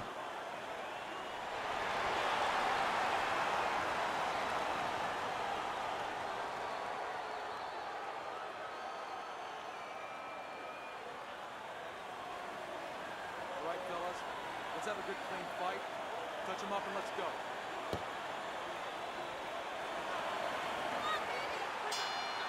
They're underway, scheduled for 10 rounds tonight between these two.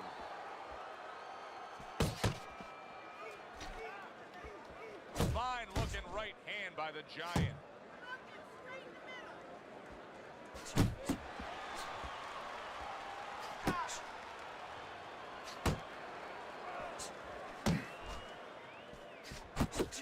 The Giant's combination punching is working well here. He has his target. He lands a straight right.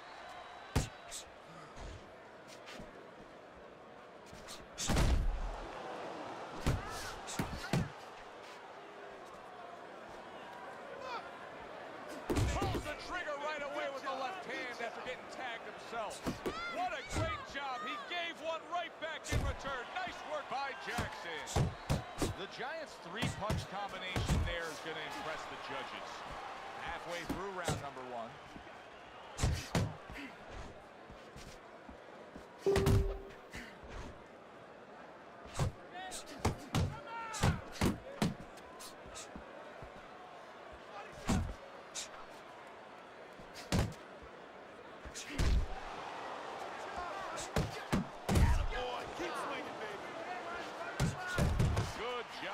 two-punch combo by Jackson. Great movement to get away from those punches.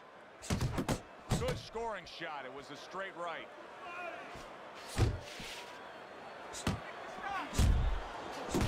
And now he's targeting upstairs.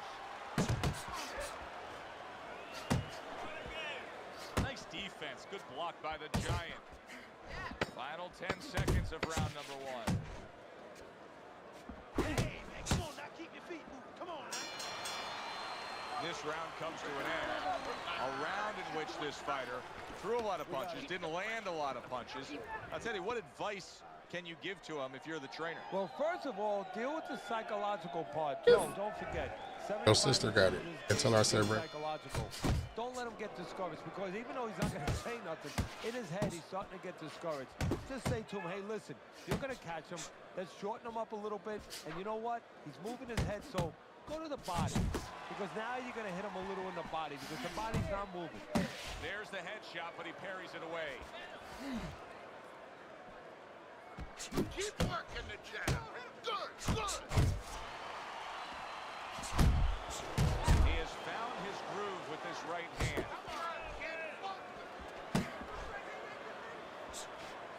And you see what he can do when he sends that right to the head. He comes with the straight right hand.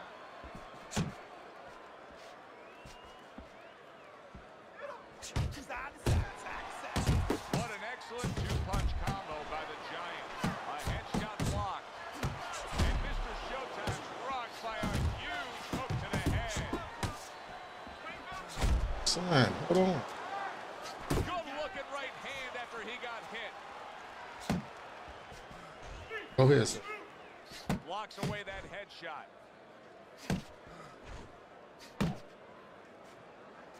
Listen, everybody likes to see a great knockout shot to the chin. But truth be told, at this stage of a fight, the foundation for winning comes by going downstairs. It's just like the old timers would say, Joe, you kill the body, the head will follow. Solid straight right hand.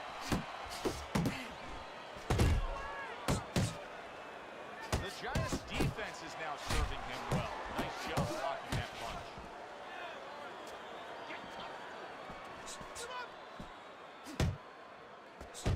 Well played, straight right hand.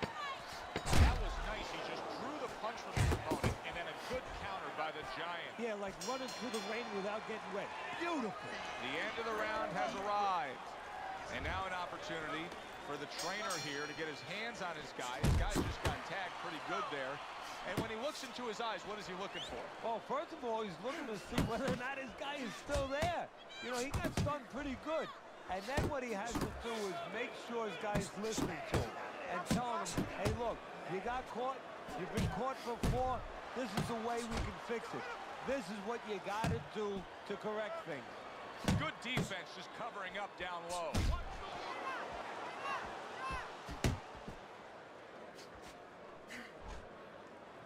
Double jab by the Giant.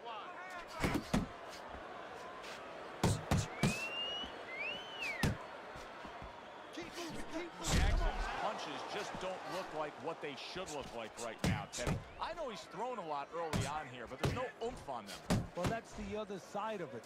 There's always a flip side to a coin, and the flip side here in the boxing ring, yeah, he threw a lot of punches, but they didn't affect the guy. Right now, I think he's giving in a little bit. Come on, baby. Now hugging on the inside. Well off the mark by Mr. Showtime. Jackson's hurt by a superb hook to the head. You're not focusing.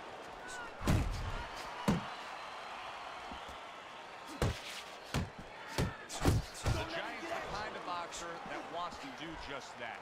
Find the target, get the combination working, land both punches.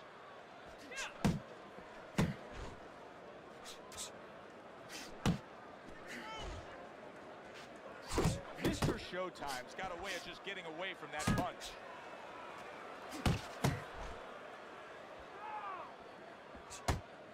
Jackson's right hand scores well that time. Good defensive skill with the block by Jackson. Last 10 seconds of round number 3. Right to the body. Let it go, let it go.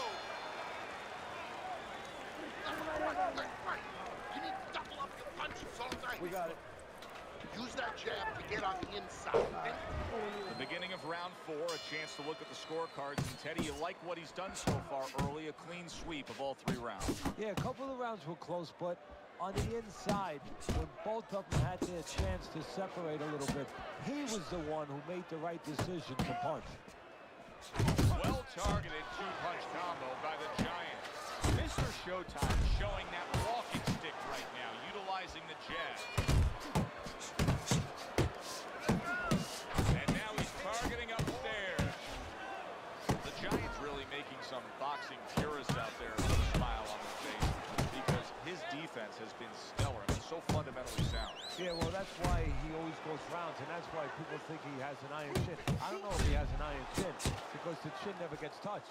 He's a guy that's always going rounds because his defense is so good. Focus. And once again, he returns fire up top. 90 seconds to go in round number 4. The Giants' opponent landing an effective counter punch right there.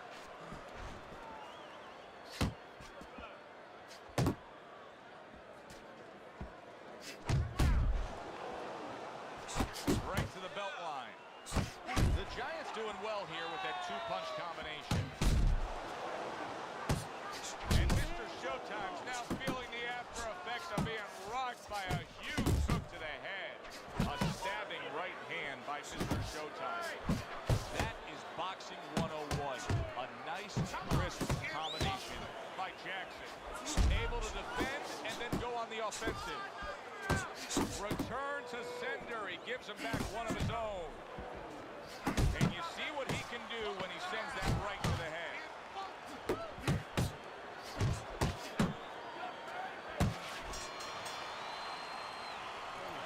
Gave that round. You gotta win these early. They start up again. Back to action here with another round. But who knows how much longer it'll last. This has been a completely one-sided fight. Really frustrating his opponent now. The Giants so defensively sound, it doesn't make for an easy target. No, it doesn't, and it makes for a very frustrating night for his opponent. I see his opponent now, if you notice, he's getting a little tentative. He's afraid to let the punches go because when he misses, he's worried he's going to leave an opening. A little something of his own. Blocks a shot, brings back the uppercut. A little give and take, and here comes the left hand. Fires right back at him.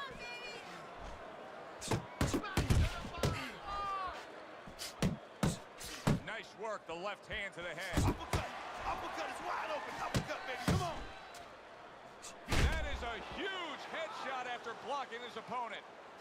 And coming upon the halfway mark of this 3-minute round. The Giants swinging and missing like he's at bat right there. That punch was nowhere near his opponent. Lands flush with the 2-punch combo by the Giant.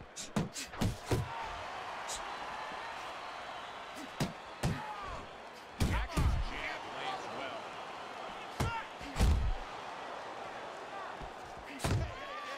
He got hit right there, but he also gave one. Solid effort by Jackson.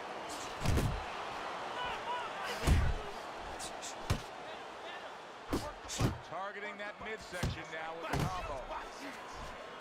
Jackson's probably going about this the wrong way. He is not having success as an infighter. And if he does, then he's losing the fight because he's not going to win it on the outside.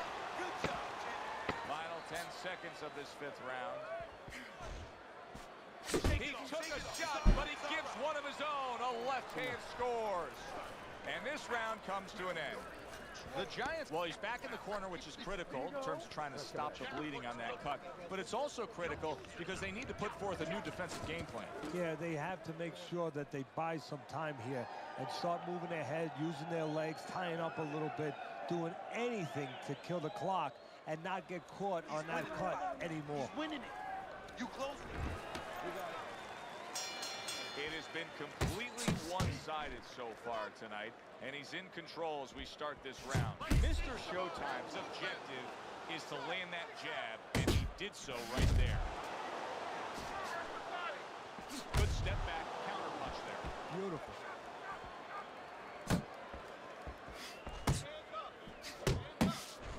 The Giants' right hand working well that time. He scored well. Right to the body.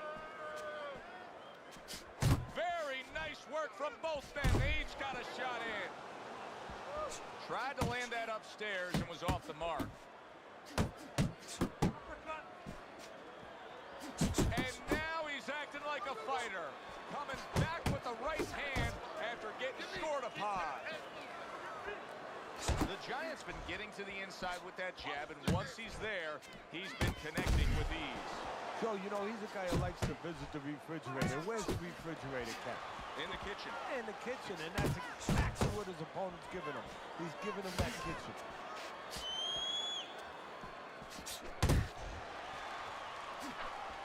Mr. Showtime's able to land a nice, clean left hand. Unable to score with the hook. The Giants' jab can do so much there. He used it well that time. Keep working the body. Nice strike after catching one by Jackson.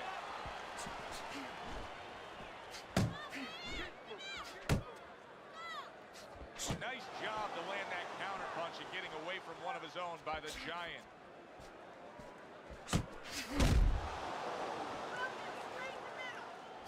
Commits to the straight right. Final 10 seconds of the 6th round.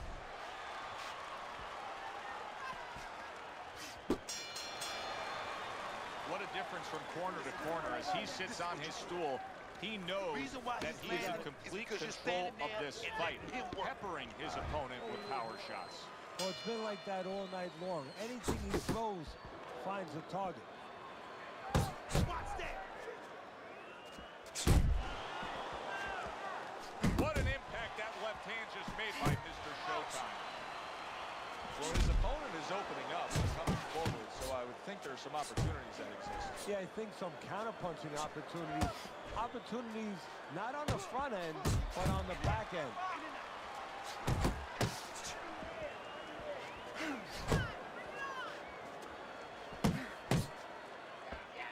Solid. Eddie, he goes down, and he was on the outside where he doesn't like to be. Where he shouldn't be, and he paid a price.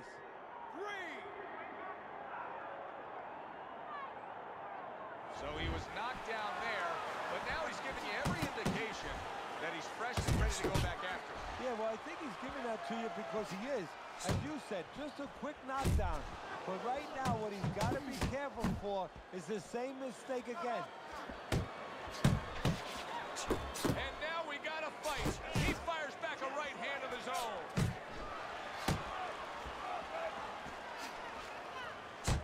Well-placed, well-timed combo up top. Accurate shot, straight right hand comes in.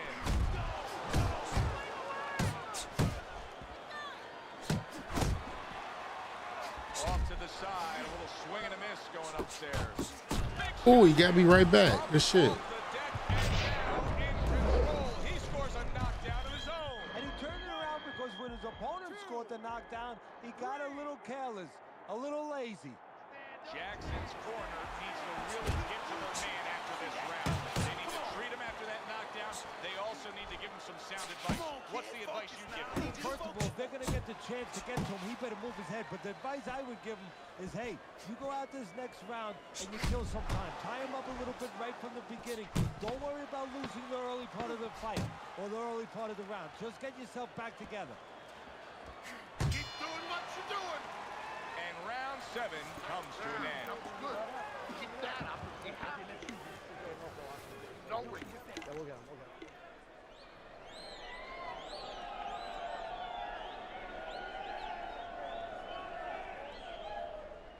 Come on now. Breathe deep. Inhale. That's good.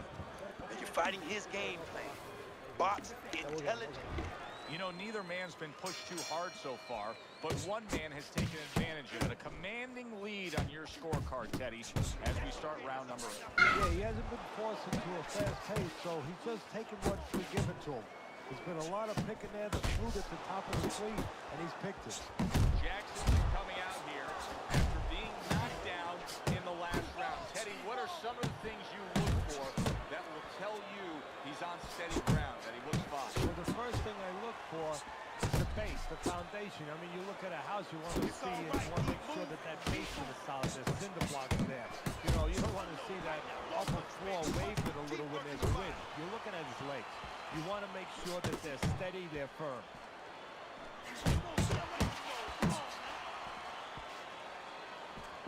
That's a nice right hand that time by the Giant. And now he's targeting upstairs. That's a great right, unable to connect.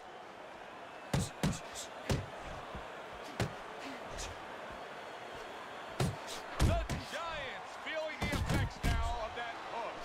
And Mr. Showtime's right in the way of that hook to the head. Oh, that had him hurt. This is why the fans love this game when it's at its absolute best.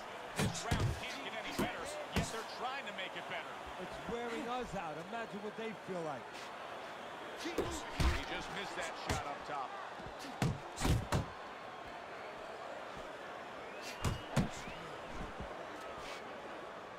Oh, and he returns fire with a left hand. Little volume punching to the body there.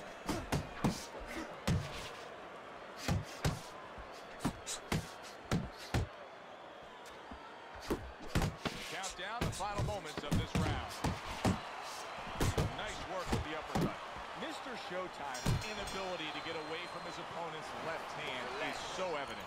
And it's going to stay that way if he doesn't change something. He needs to move the other direction, away from that punch. Another flush shot lands upstairs.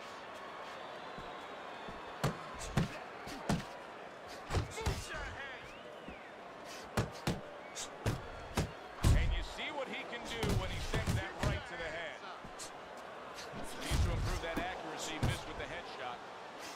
Jackson's putting forth that hard work he did in training camp there, landing a crisp combination.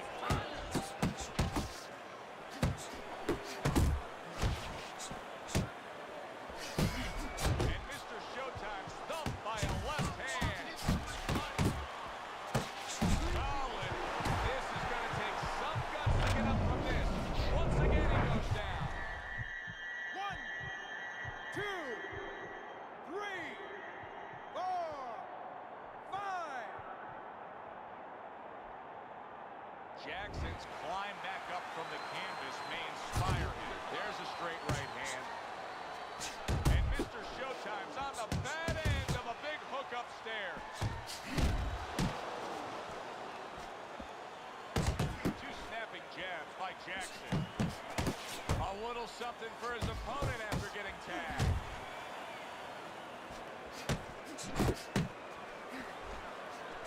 Big shot. Forget about the judges. This one may be over now. Jackson's down, and it looks like he's in bad shape. When you fall that way, you usually don't get up. 4, 5, Get up now. Get up off that man. Come on, baby. Where's your pride? Get up. Get up. He beats the count again. Teddy, I've heard you say it time and time again. Too tough for his own good. Well, this is the case. This is the kind of fighter that really needs a trainer to look out for. Because a lot of fighters, they look out for themselves. They get hurt, they get themselves out of there one way or the other. Not this guy. Blocking that punch. Very good defense by Mr. Showtime. A big hook to the head by Jackson. Oh, and he's got something for himself, and it's a left hand. The Giants' head movement is really a factor in this fight. I mean, who would have thought it? Just one of the aspects of defense could be such a big key to this fight right now. Yeah, it is. And his opponent right now is not making adjustments. Matter of fact, he's starting to drown himself because he's going more and more head hunting. And the more he does it, the more he misses, the more frustrated he gets, the more tired he gets. He needs to make a change. Downstairs to the place that's not moving. Down to the body. Landing two jabs by the Giant.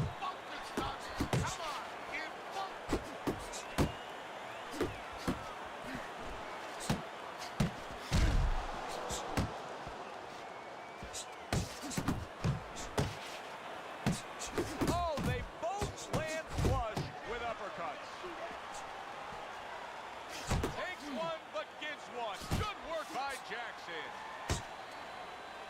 The Giants putting his punches together now. That's a nice combination. Body shot lands. It was the right. And now he's targeting upstairs. And now he brings the left hand upstairs. A good, clean, old 1-2 by Mr. Showtime. Flush shot lands after blocking away his opponent's effort.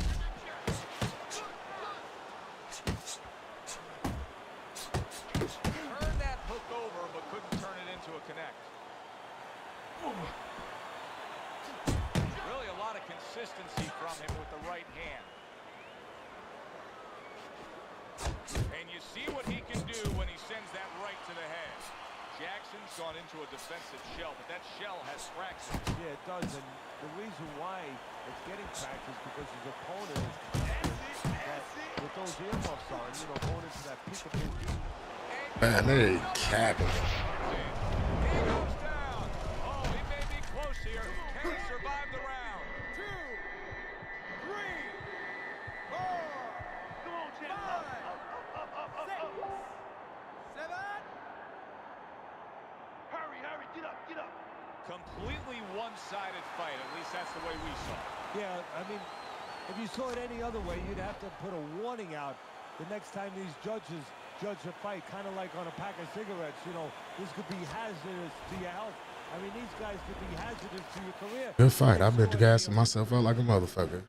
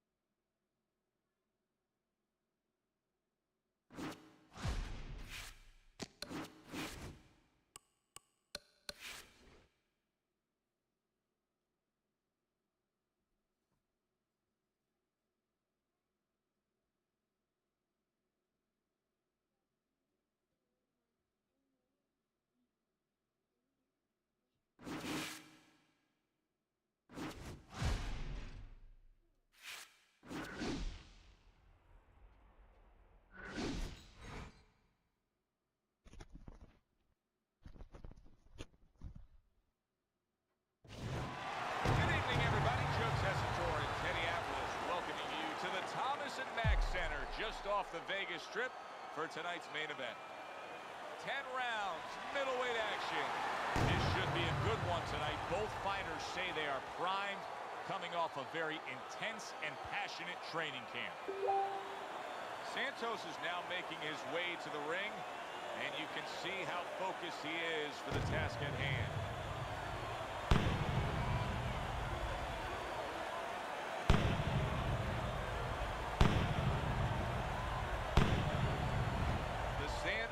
Supremely confident here. Look at him make his way down to the ring. You can just see it in every step that he takes.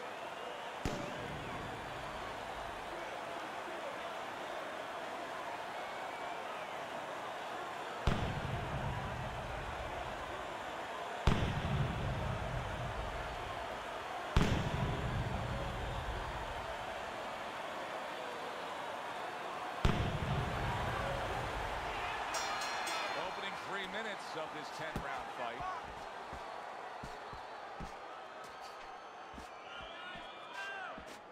Hey, let's go.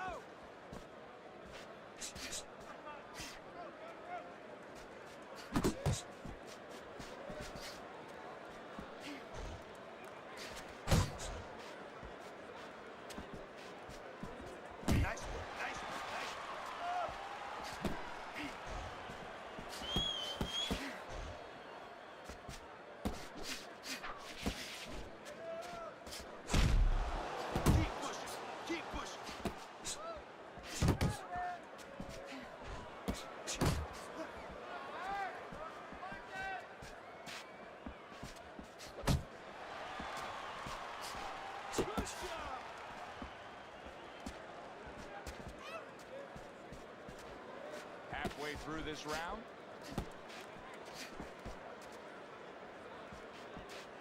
Tucks Puts those elbows in, blocks the body shot. Boy, good job.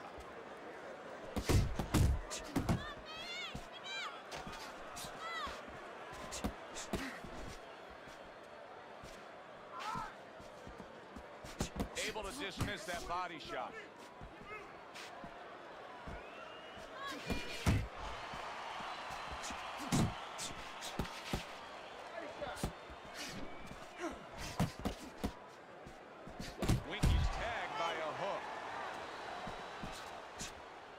Keeps his hands up defensively, protecting the head.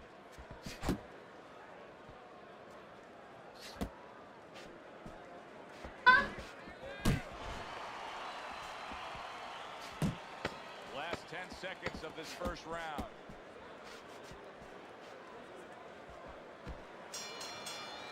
End of the round here, and as I glance around ringside and look at the judges, I'm wondering what they're writing down, because that was a tough round to score. Yeah, it was, and you know, it's the kind of round where one guy would be really smart to take a page out of the book of Sugar Ray Leonard, Marvin Hagler, where Leonard stole rounds at the end, where he just clipped off 30 seconds, and that's exactly what the judges remembered.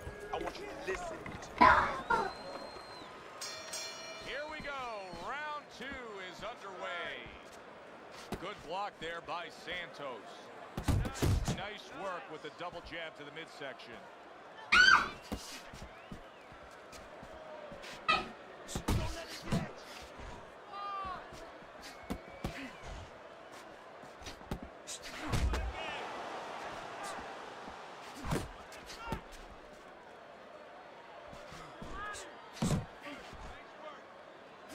A couple of quick jabs landed by Santos.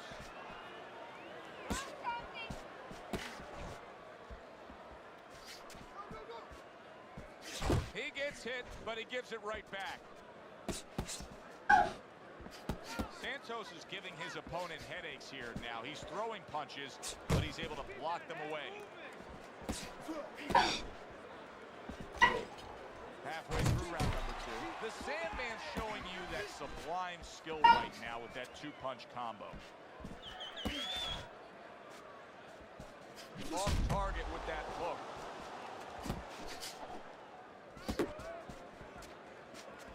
Winky's knowledge of the game is showing through. 3 ways to defend, one of them is to block. He did it there well. That's okay, let it go, let it go.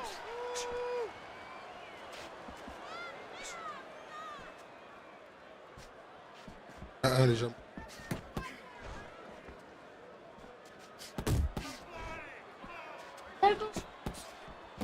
Way to block there.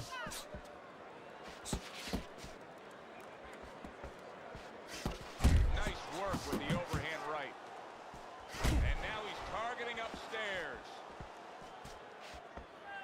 Final 10 seconds of round number 2.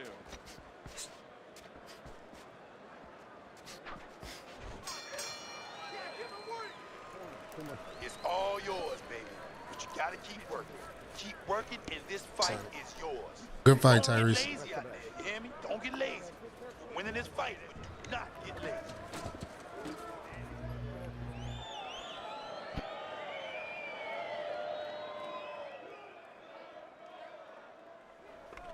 You gotta breathe. Breathe. Relax. How you feeling out there? Now, you're not winning this fight, right? You're not winning. And round number 3 is underway.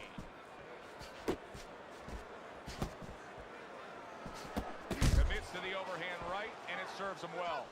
Able to land another power shot early on here, Teddy. Does he have to worry about trying to keep up this pace? No, I don't think so. If he keeps at this pace, he's not going to be around to worry. You can see he's trying to score up top, but off the mark there. Nice work with the combination by Santos.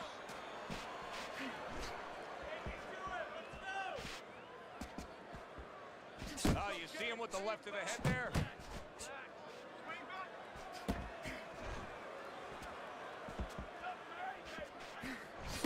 Targeting that belt line with the double jab.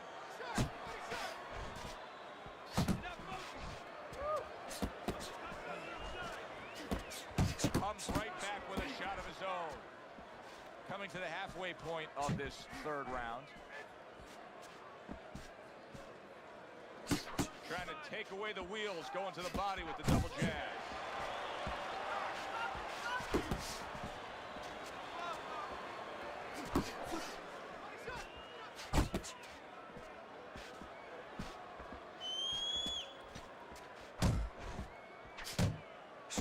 Both men digging in with uppercuts. Good right hand.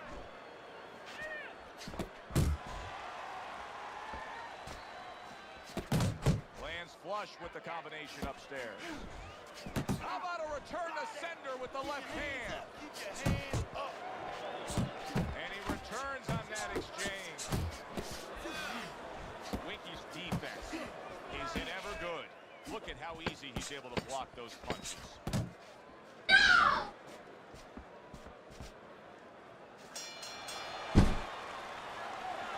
Want the combinations. You land in one shot, but I need to see 3 more punches now, all right? This fight is...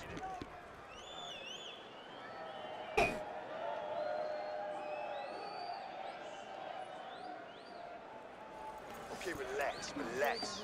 Take a deep breath. This fight is real close. I mean, real close. So let those hands go.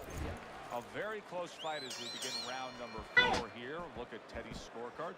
Sandman's been in this every step of the way. Teddy, even fight so far. How do you see it playing out? I see it playing out as a battle of attrition because it is even. Each guy working hard every round, contested every round.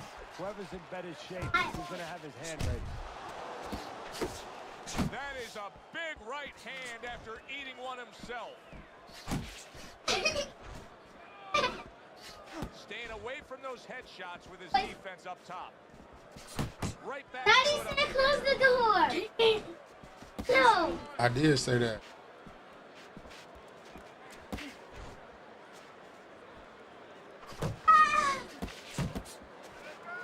Teddy, what would you recommend based on what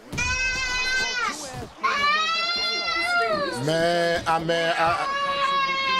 what the doctor ordered. That's a better prescription for him.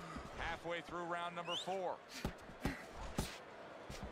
Winky's missing the mark by a mile. That just was nowhere to be found. What a nice combo by Santos.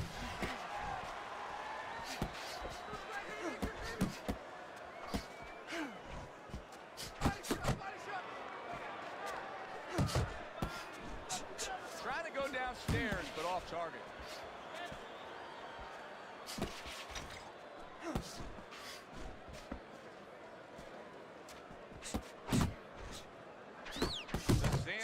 Landing a combination here. That's what he does when he's at his very best. Good flush shot upstairs.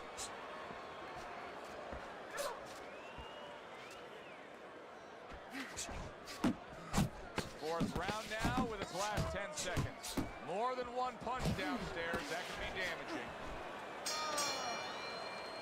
We come to the end of this round. Alongside Teddy Atlas, I'm Joe Tessitore. Boy, it's a very closely contested fight, isn't it? Yeah, it has been, Joe, but it's going to be up now to the judges. Hopefully they have their eyes wide open because they're going to have to look really closely, not just at the action overall, but who's landed the cleaner, more effective punches. All right, we need to pull ahead here. Round number 5 has arrived. Santos is approaching this round with the right look. He looks to be in pretty good shape. The Sandman's so dangerous with that accuracy and punch combination landing. See, the defense pays off as he gets rid of that downstairs. He tried to nab him up top, but was unable to connect. He took a shot, but he came back with a right hand of his own. Winky's defense is paying off now. Keep it up. And that's what fighters do. Pulls the trigger right away after taking one. Nice block by Santos. That worked out really well. Throwing off the right hand after getting tagged like that. Oh, what an exchange. Winky's showing that he's got some defense of his own. He got away from that punch. A good block. The Sandman's got something to think about now. He just threw a punch and had one coming right back at him. His opponent scored well with the counter.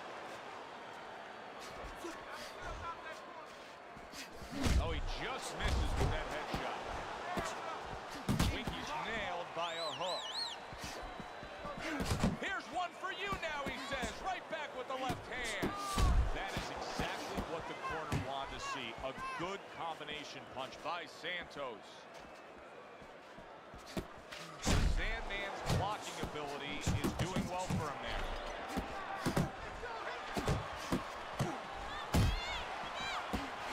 Comes right back at him with a left hand. Good job. A little 1-2. Jab, followed by the cross. Just 10 seconds to go in this round.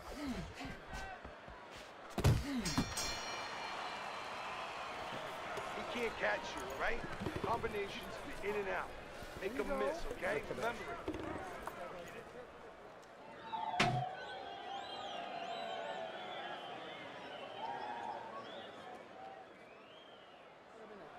All right, deep breath. Good job. Come on now. You know what you need to do, kid. Do not stay on the outside with this man. The start of the 6th round. Santos has done everything that's been asked of him right now. Absolutely everything through the first half of this fight. Can he keep it up? The Sandman's throwing lots of punches, and not many are landing. But what's that old saying? Hey, you put enough out there, something's going to stick. Well, at least he's controlling the rhythm. He's keeping control of the pace right now. And at least when you're throwing, your opponent, for the most part, he's being handcuffed a little bit.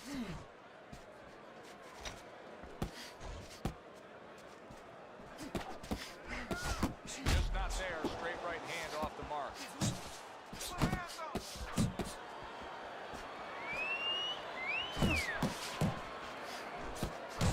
And you see what he can do when he sends that right to the head.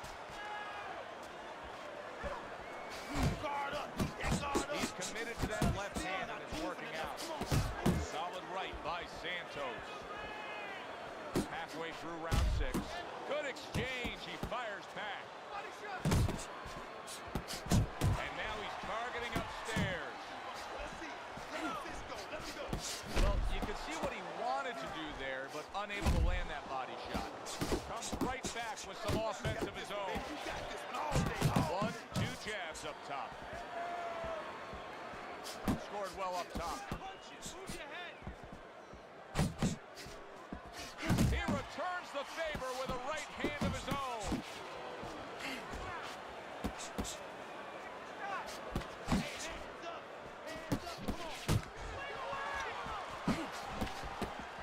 The Sandman's game plan was to get to the inside and score and have success with the power punching on the inside. It's not happening. So what is the answer? Well, first of all, why is it not happening? He got caught a punch earlier on his way in, and I think he hasn't gotten over that. He's still worried now about getting in there. That punch from before, from a couple rounds ago, is still playing on his mind. Out there? You know you're not winning this fight, okay? You're not winning. He's beating you. I need you to throw more than one punch out there, okay?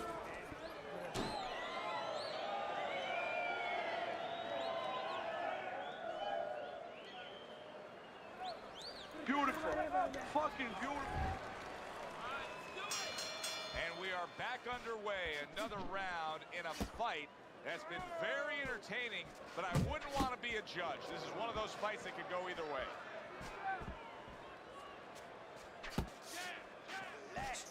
He missed with that headshot.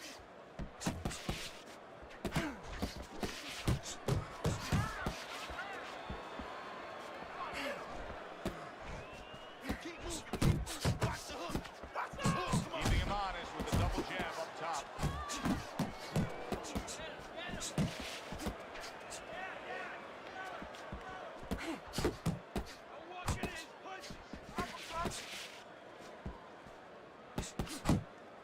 He got hit, but he sends it right back. To the head he goes with a left hand. The Sandman's looking for a way to get this fight back on course. A course that can get him a victory. This isn't it. He's trying to counterpunch in these middle rounds. No, this is not it. He's not thinking right. You know, it's one thing to say physically, technically he needs to do that, but to do it, you have to be mentally clear. You have to be seeing the plan, seeing what you have to do, what you have to order your body to do. He's not seeing that right now. Oh, he turns it over right into a hook. Combination to the head. Comes across with a hook up top. Scored well upstairs with the right hand. Not able to land the headshot. And now they're trading blows. There's the combo downstairs. Scores well to the head with the right hand. And that's the end of round 7. This is a wipeout. You're winning this fight. Just keep doing what you're doing. You got this. Just keep doing what you're doing. You gotta watch the Don't water fight in the his corner. fight. Jab and move. Jab and move.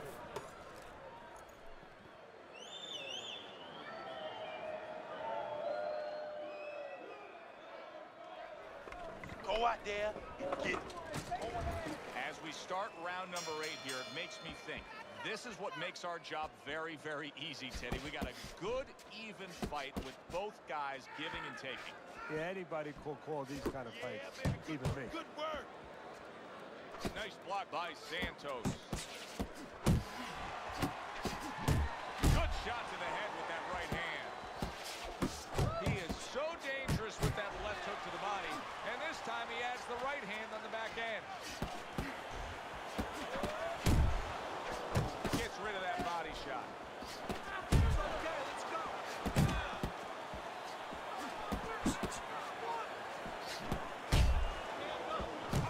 The Sandman's combination punching is just perfect there. 3 punches landing.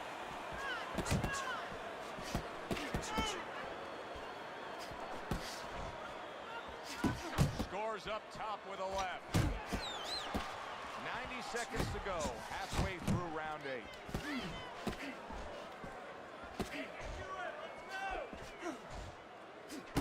Targeting that 1-2.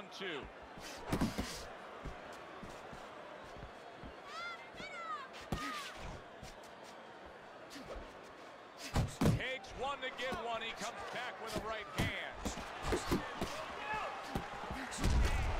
Santos is doing exactly what you should to be a strong defensive fighter. You got to block those punches away. Winky's showing you what it takes to be the best in this business. Good, crisp combos. Very nice defensive guard there. All right, get your hands up. Get your hands up. He gets off with a combination up top. The Sandman's right hand did a nice job that time. That worked well for him.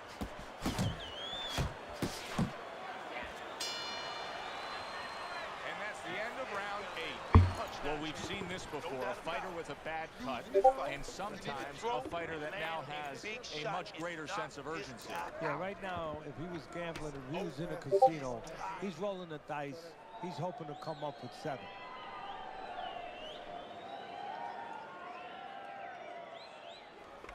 Keep doing what you're doing. Keep it. Good action here tonight. Both guys bringing their best, and both guys meeting each other stride for stride, punch for punch. Tough fight to score here as we're back underway. Santos has got to deal with a cut cheek. He comes right back with a... Oh, Man, they caught me with that bullshit. Fucking bullshit, man. Niggas ass, bruh. But what the fuck wrong with me today? Losing to niggas like this. He went out the front door, and as you said, maybe he's paying the ultimate price. All that weird ass shit. So he goes down, but able to get up to his feet. Teddy, what should he be thinking about now? Well, right now, just surviving, but if he survives, then he better figure out why he was put on the floor. Great work offensively, landing that combination by Santos.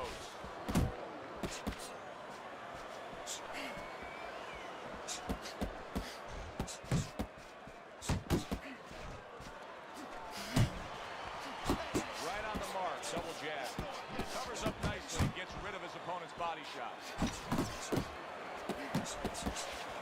Winky's making for a tough target there. He gets away from that punch. It is unbelievable to sit back and just watch what these guys are willing to give and to take.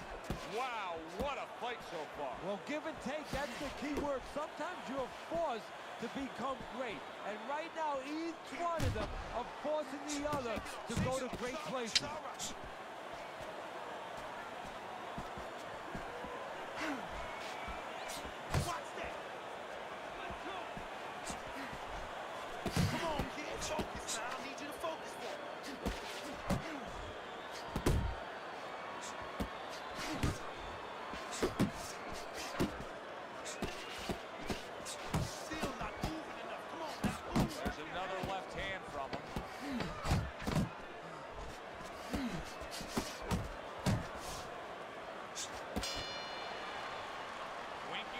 Trying to assess things right now as that round comes to an end.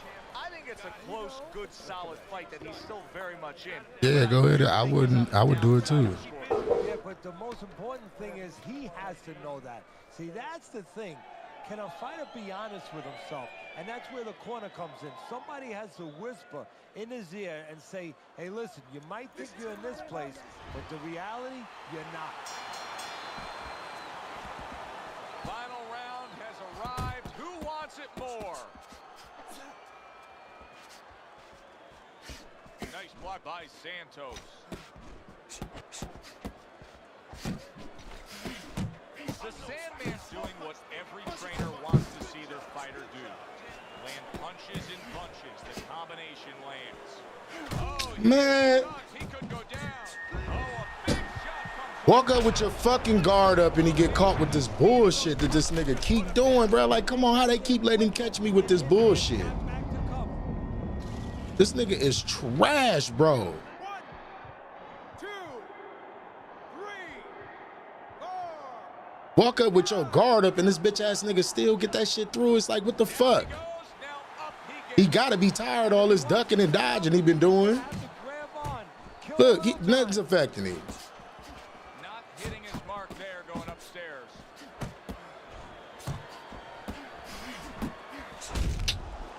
Yeah, bro. Yeah, they want me to lose. They want me to fucking lose. This nigga's so happy he got a dub off him, bro. This clown ass nigga, man. 1, 2, 3, 4, 5, 6. But every time I beat this nigga, he glitch quit. And somehow, some way, he's gonna continue on here. Look. And if he's gonna stay in this fight, now he's got to avoid this opponent like the Black Plague. The Sandman's combination punching is working well here. And now he scores well with the straight right. The Sandman's found exactly what he likes on the inside, and it is that power punch of choice, the uppercut. Now what he has to do is add something to it. He picks the head up, put something on top, and finish the job. Winky's not just loading up, he's landing combination punches like he did right there. Took a shot, now he gives the left.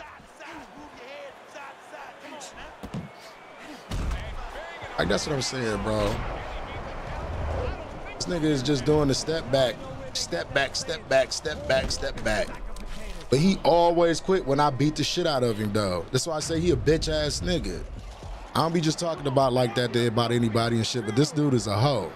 He don't take his L's, and then he try to do the cheesiest shit. He just got a victory off of me. They probably gonna get this to him, but it's all right. That's what I be talking about. Niggas is hoes. This nigga's a hoe. Straight hoe. Straight hoe. Santos is your winner by unanimous decision tonight. I'm not so sure it was unanimous. I had it a little bit close. I had a split decision. That's all he did the whole time. Step back, step back.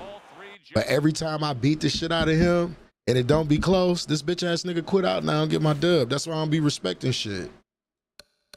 And then you sitting here pushing B like I ain't got you on live beating the shit out of you. You glitch quit. Every trip.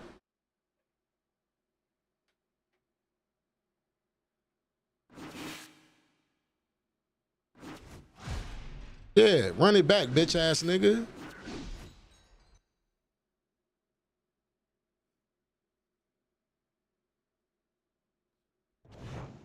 We welcome you here to a big night of fights. I'm Joe Tessitore alongside my ringside partner. Yeah, I seen that shit, bro. I was laughing at that nigga. I ain't got no beef with that nigga.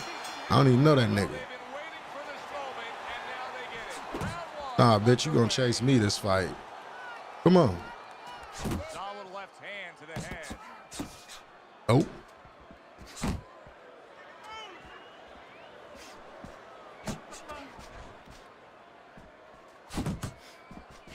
Look, that's all he looking for, a step back. Look. Look at this bitch. If it ain't step, it's side step. Able to cover up along the belt line, blocks that one. The Sandman's the kind of boxer that wants to do just that. Find the target, get the combination working, land both punches. He scored well after being hit himself. Halfway through this round here. Wow, what an uppercut. How about that left hand?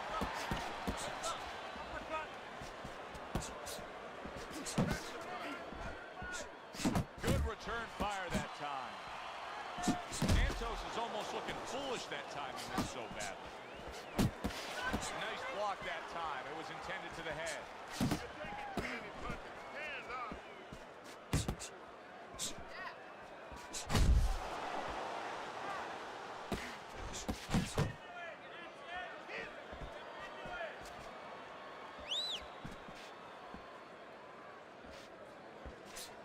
Comes right back at him with a left hand. Come on, kid. Focus.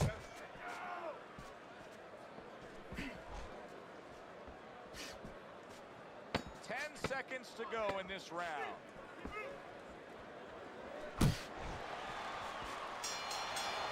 Winky's putting forth an effort, but he's not being effective in that regard. No, he's not. He's not. Yeah, this is a rematch. They automatically gave it back because they know this nigga's a bitch. And I'm about to do him the way he just did. I ain't chasing him because he can't fight on the front foot. Heavy weapon, a bomb. What good is it if you don't have a missile to get it to the target? Right now, he needs a missile to get that punch. He needs to set it up, and he's not doing that.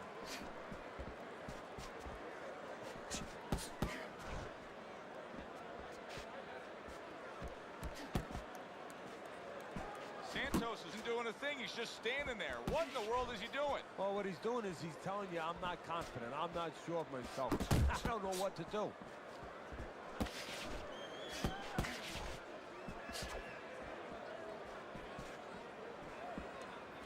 You got this one. You got this one. Threw the straight right hand, but didn't score with it. Little head hunting with the left.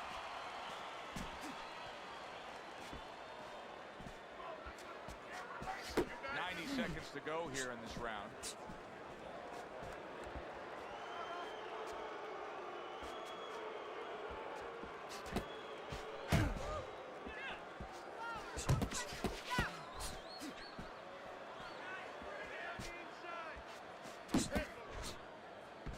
Oh, he took some damage, but he gave some back with the right hand. The Sandman's landed a good, solid combination. Santos's punch didn't come close.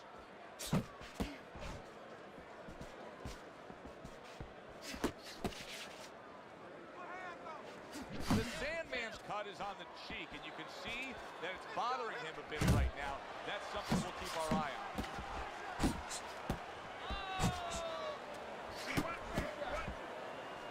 10 seconds to go here in the second round.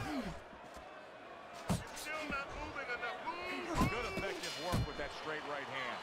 And that's the end of round 2. Santos's cut is now going to play a factor in this fight. I mean, Yeah, that's all he does is sidestep. If you make him come forward, he's very ineffective. That's a good question. He has to be a pro. He has to be a guy that when the test comes, and this is the test, that he doesn't panic, He doesn't falter. He keeps the same mindset he had before he was cut. Do your job.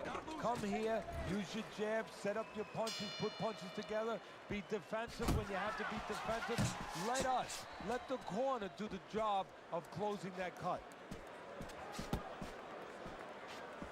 Good block by Santos. Pulls the trigger right away with the left hand after getting tagged himself. He has his target. He lands the straight right. Good defense upstairs to stay away from that offensive assault. Up top with the right hand.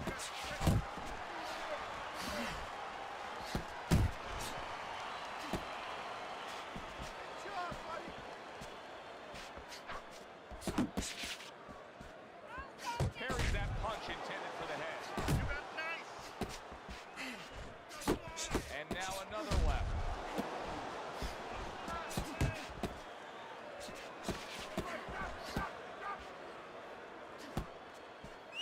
Reaching the halfway mark of this round.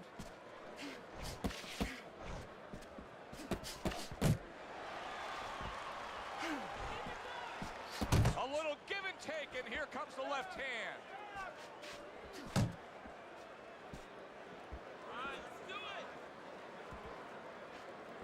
Teddy, I've heard you say it many times before, but the better fighters have a wide array of punches. Yeah, well, you have to, because obviously your opponent is going to adjust to what you're doing.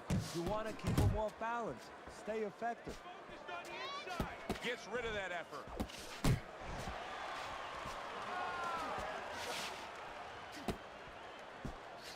That right hand is becoming a crutch. He can just lean on it now.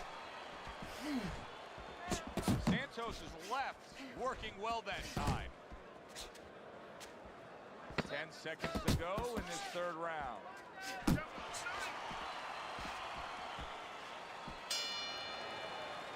And the bell rings, signifying the end of the round. Come on, this is it. You gotta make it a fight now. You can't just move around. You gotta move your hands in there. Right, let's go. You need to cover up more, okay?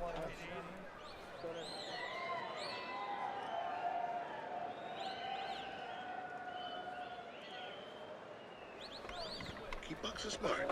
And the Sandman's out in front as we take a look at Teddy's scorecard for the first time tonight, but they're still in a mode of just feeling each other out. Neither man has taken control of this bout so far.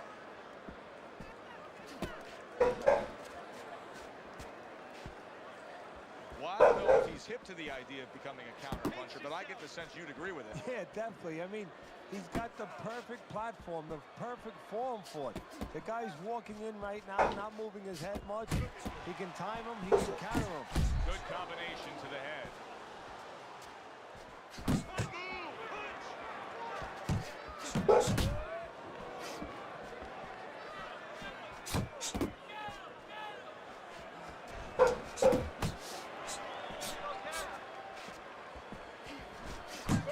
See him timing that double jab to the head.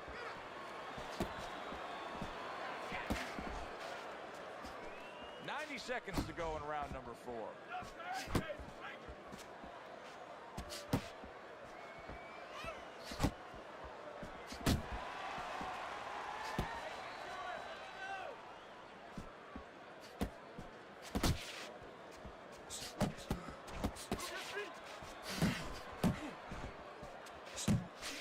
Blocks that blow and then a counter uppercut.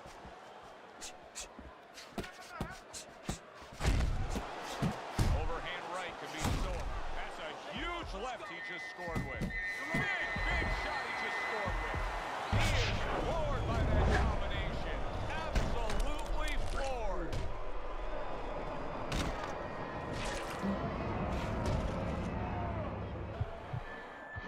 One, two. Santos is showing you what he is made of, getting up off the canvas after being knocked down.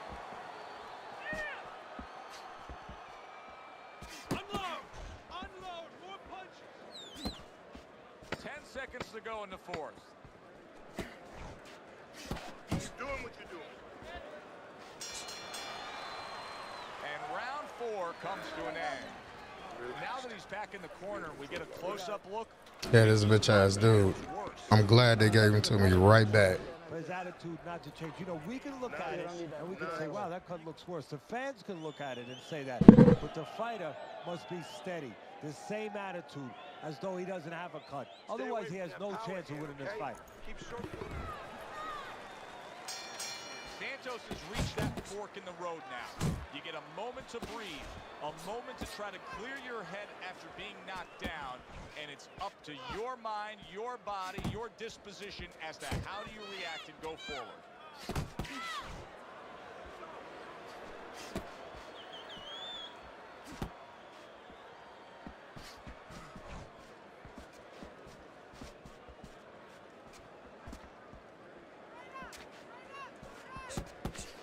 Well done that time, landing the counter punch. The Sandman's doing well here with that two-punch combination.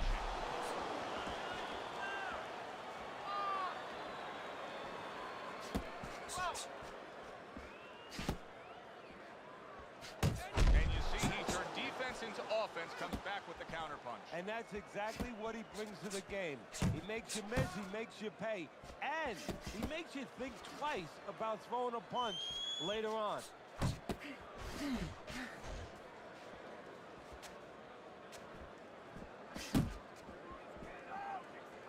Santos is tying up more now after being knocked down. And that's what you expect. He's trying to buy a little time. He's not worried about winning this round right now. He just wants to get himself right so he can win other rounds. And he can be around for other rounds. The Sandman's putting forth that hard work he did in training camp there, landing a crisp combination. He took a shot, but he gives one of his own. A left hand scores.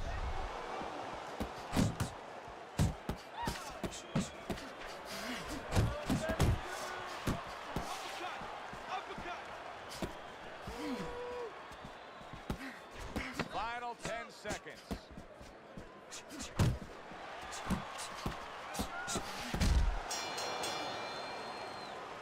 You gotta land a big punch now. No doubt about it. You are losing this fight. You need to throw and land a big shot. Look at me. Knock this motherfucker out. Don't let him keep it.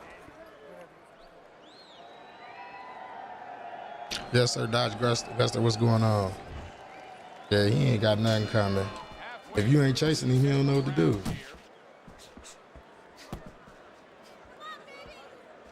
Good combination to the body.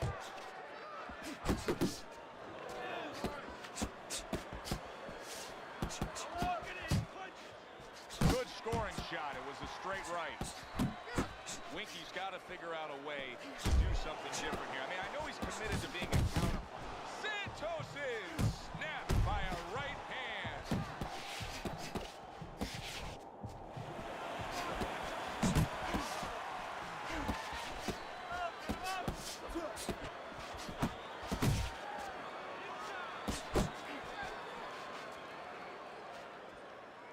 And a power shot lands, and all of a sudden it turns the tables. A little slow with that jab, and he got caught the right hand. The Sandman's putting his punches together now. That's a nice combination. Like, look at this shit, man. Weak body ass shit. Weak body ass shit. Hey, this nigga that lucky ass stud. He pulled out into a world of trouble, a world of punches. Yeah, keep replaying it, cause you losing, my brother.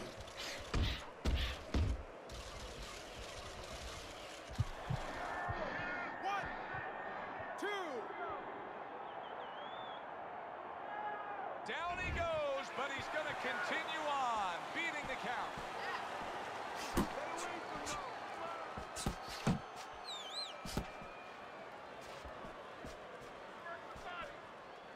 He takes a shot and then commits to giving one right back. It's tough to assess, but the Sandman's cut may look worse than it actually is. I mean, all the blood is spraying everywhere. Yeah, and I think that's exactly right.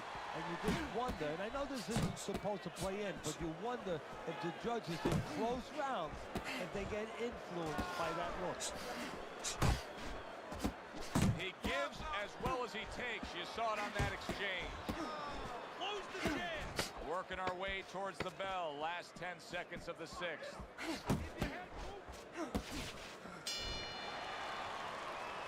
Yeah, just out of nowhere. The Sandman's performance has been consistent tonight. All night long, we've seen the same thing.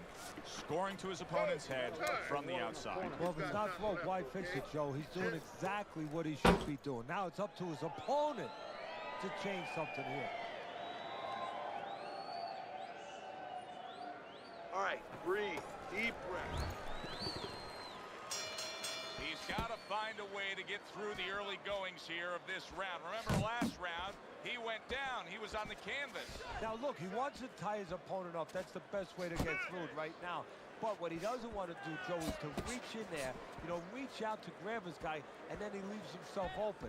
He's got to make sure that his opponent's close enough where he goes to grab him, he's not exposing himself to get dropped again. Winky's missing punches here. Now, the good news is he's throwing punches. But Teddy needs to be more active. Okay, I give you the bad news. Please. He's throwing him to the wrong place.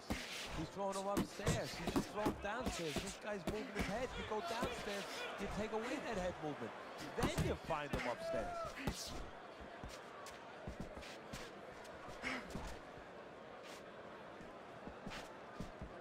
Now he's putting his punches together. The combination upstairs. Come on, man. Halfway through the 7th round. Keep it going. Return to sender. He gives him back one of his own.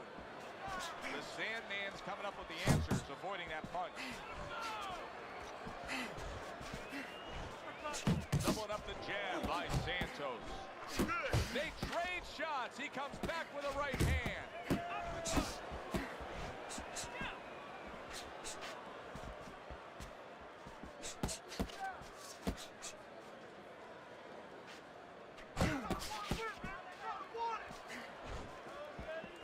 Santos is showing you that sublime skill right now with that 2-punch combo.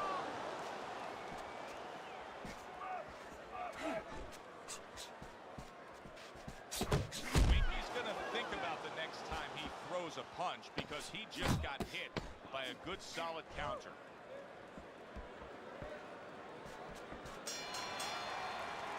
And that does it for this round. You're gonna win this fight. I'm telling you. All you have to do is rip down the body. Look at me. Come up to the head. Rip down his body and then come up to the head. You don't need that. No, throw that away. You know, I get the sense as we open up this 8th round that he knows exactly where he stands right now. He's slightly up on your scorecard, but you can see he's got a little pep in his step. Yeah, and he has a choice to make. Do you just stay in? Really, this is what separates guys sometimes in anything we do out there. Not just boxing, but does he just stay ahead now? Does he just slightly stay ahead? Maybe the other guy catches up then.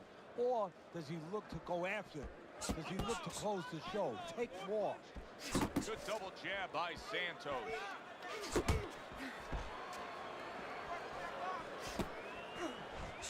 Work the body, kid. Body shot.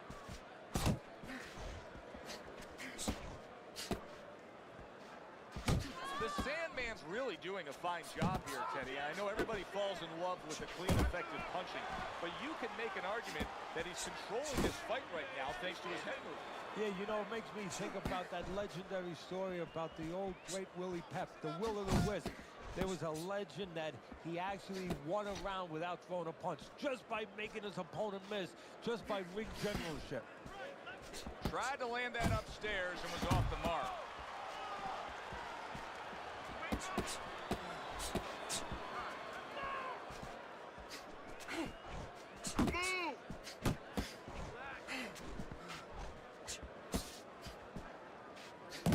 How about that? Another right hand.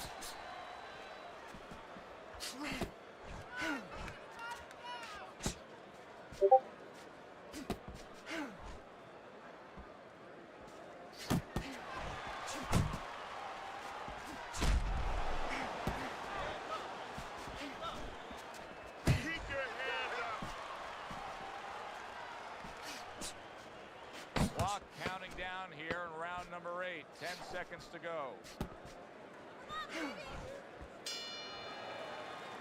And we come to the end of the round. The Sandman's corner has to keep him calm. That's the kind of cut that can send a fighter into fits. Yeah, and a corner man into using crazy glue instead of adrenaline. I mean, that is a scary cut, as you just said.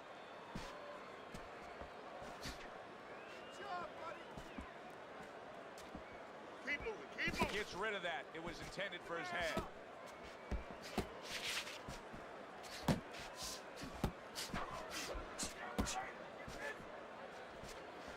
Double jab right to the face.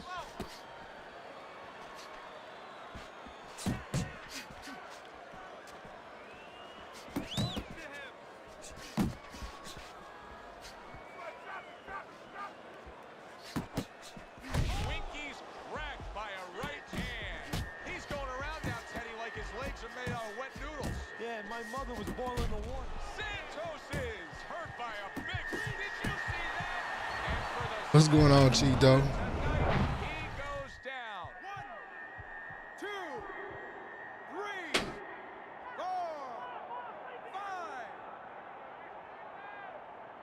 Santos is back up, but is he back in the fight?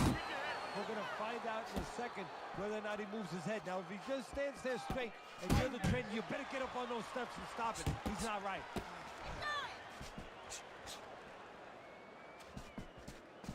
Fires right back at him. And you see what he can do when he sends that right to the head. Off to the side, a little swing and a miss going upstairs. The Sandman's proving here that you can't hit what you can't reach. You see the movement he's putting forth. Yeah, he's using his legs real well. He's controlling range. He's just not allowing his opponent to get into the punching distance he needs.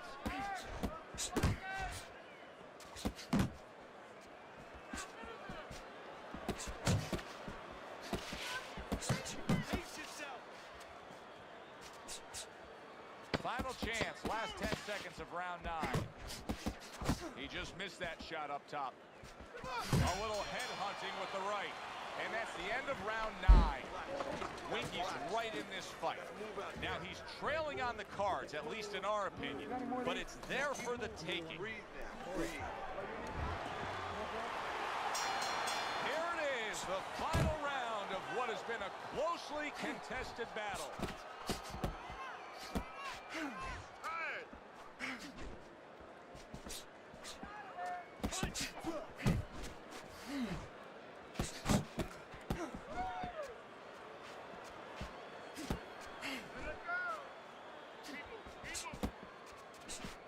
A little something for his opponent after getting tagged.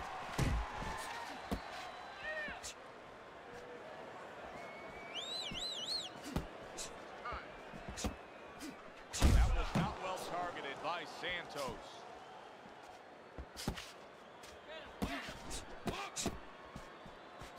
The Sandman's landing a combination here. That's what he does when he's at his very best.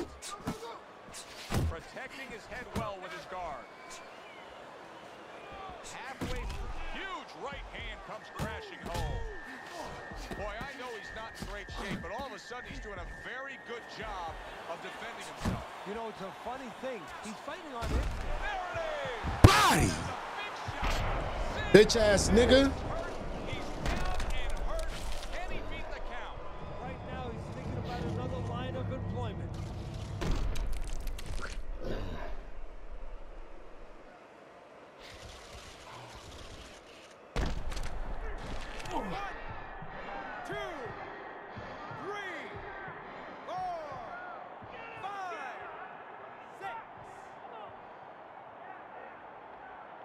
I give him a lot of credit for even getting up from that knockdown, but he still has to impress and move forward here. Yeah, I applaud him. I give him credit, but I also recognize that he's in good shape. That's one of the reasons he got up. Takes one, gives one. The right hand scores well. Took a shot, now he gives a left. The Sandman's jab continues to carry the day. He's wanted it, he's got it. He gets hit, but he gives it right back.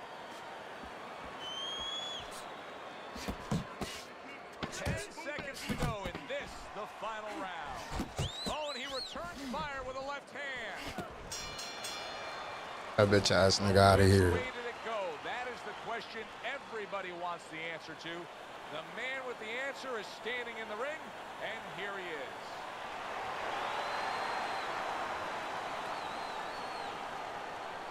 Your bitch ass out of here, spamming ass nigga.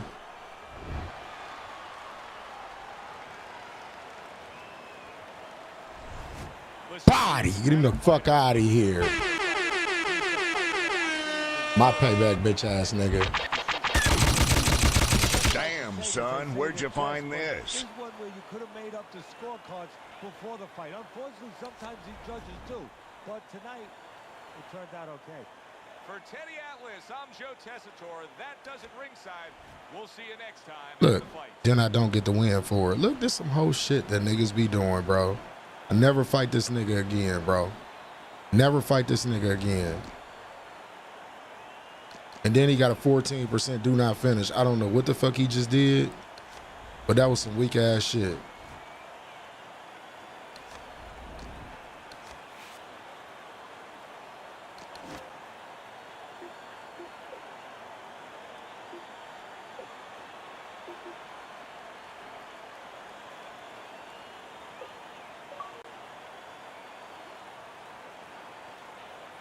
And he ain't got no 0 do not finish, so why I ain't get credit for that fight? That's what I want to know.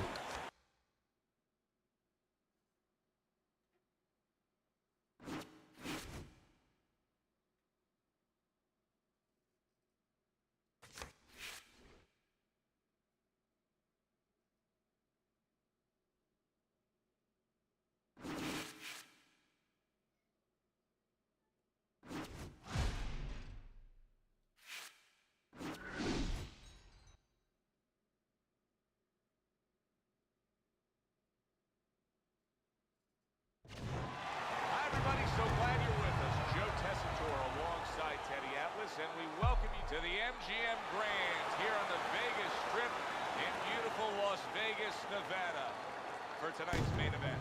10 rounds slated in the books tonight. Here's the first.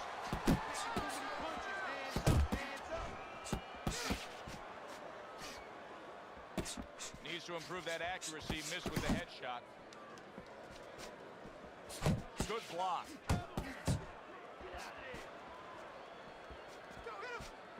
I like that step back right there. Just enough to be out of danger, but still close enough to then land a counter punch. Well, that's what happens when you have that kind of experience. You're calm enough to know that range. Know where the beginning of the punch and the end of the punch is. The Sandman so dangerous with that accuracy. A two-punch combination landing.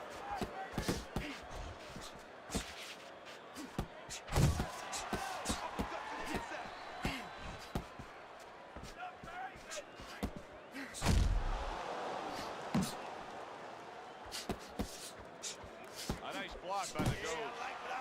Halfway through round number 1. The Ghost's combination punching is working well here. Keeping his hands up, getting way of his opponent's effort. Bang the body, that's right.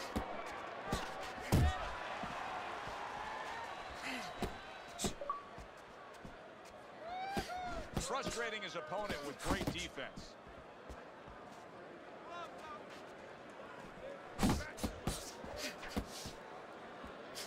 The Sandman's putting forth a great combination there.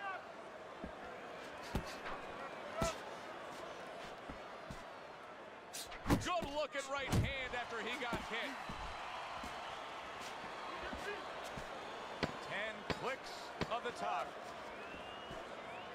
You can see he's trying to score up top, but off the mark there. As we come to the end of the round, Joe and Teddy with you ringside. Teddy, that's one of those rounds where I wonder what were the judges looking for, because it's tough to kind of draw a line between those two fighters. Yeah, very close, but one of those rounds where you could steal it. It did a little bit more in those last 30, 20 seconds. Oh, they let him catch me with that bullshit.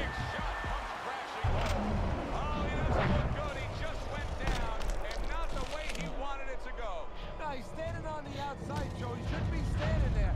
The old timers would say, take a walk around the block. 1,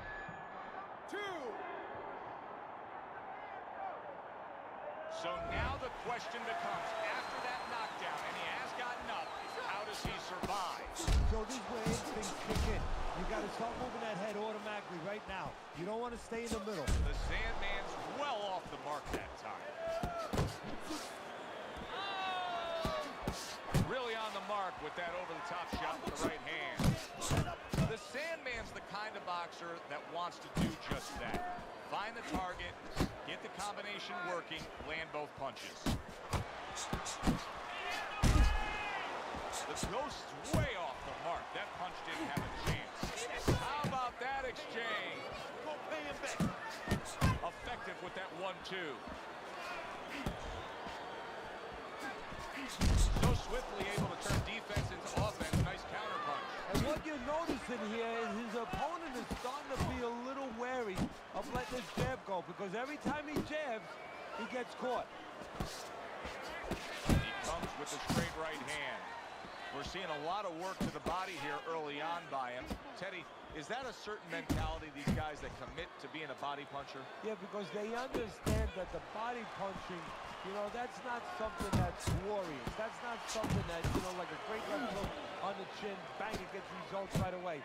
They understand that that's something that pays off later, and something you got to start early and stay with. Hits him in the mug with the right. 10 seconds remaining in this round. Come on, stay away from those. Come on. Hey, hey, keep your hands up. The Sandman's hope is for him to be steady on his feet and just survive at this point. Remember, that last round, he was down and nearly out. Well, his hope is that his corner revived him during that minute rest. And also, they gave him good advice, because the most important thing is don't let what happened the last round happen again. Correct what you did wrong.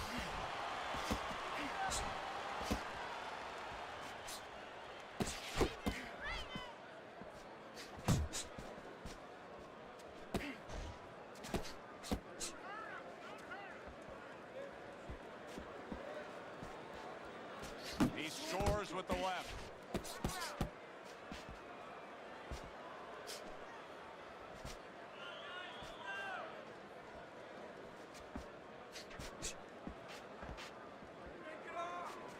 And yet another right hand lands. Oh, you see him with the left to the head there? And coming upon the halfway mark of this 3-minute round. Able to get rid of that one. The Ghost keeping his guard up very, very well. Teddy, does it help to have the speed that he has? No, sure. Anytime you have speed and you can put it into the equation where whatever you're doing, it has to be technically right, but now you put speed, you're doing it even better. You're doing it at a solid right hand lands. Wow, stunned moments ago, but now somehow, some way, surviving well. You know, Joe, I had a fighter once that got dropped in a round, and he wasn't doing real good up to that point. After that, he fought better. He boxed better, he fought better defensively, and when the fight was over, I said, good job. You know, he whispered to me. He whispered, did I get knocked out? Yeah, he did. Oh, he didn't know what had happened. I realized then he was fighting on instinct the rest of the night. Amazing story. Hey, listen. He's going to come forward this round. Keep that jab moving. Keep it. Round number 4 is underway. The Sandman's got to feel pretty good about where things stand right now, because he's still very much in this fight. It's anybody's fight, an even fight on your scorecard. Yeah, I think actually it's going to become a fight of attrition. Whoever's in better shape, because this is every round being contested.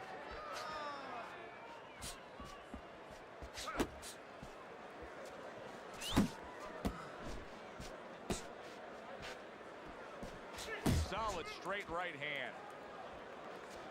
Teddy, there are opportunities that are here for him, aren't there? Yeah, counterpunch opportunities, because he got an opponent who's walking in a little bit. Now he has a chance to start to chuck something back at him a little.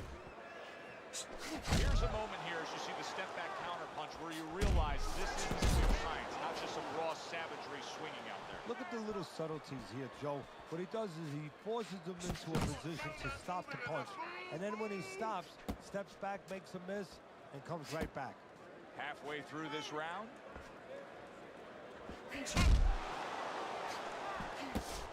Good job with another left hand. Clean shot with the right.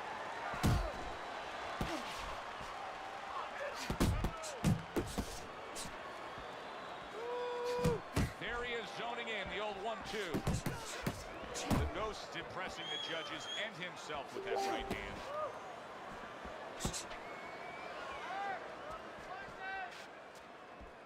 More pressure, work the body, kid.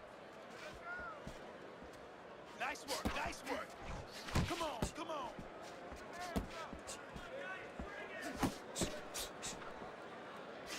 Took a shot, now he gives a left. Last 10 seconds.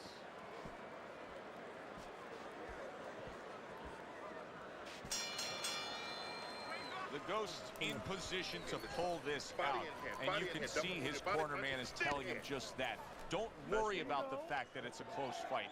Go out there and win it here in these later stages. Good action throughout. We'll see if it keeps up in this round of what has been a very even fight.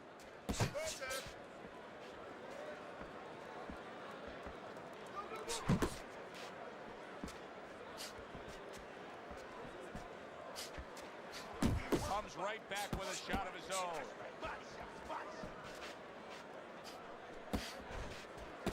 The Ghost doing well here with that two-punch combination. Oh, and he's got something for himself, and it's a left hand.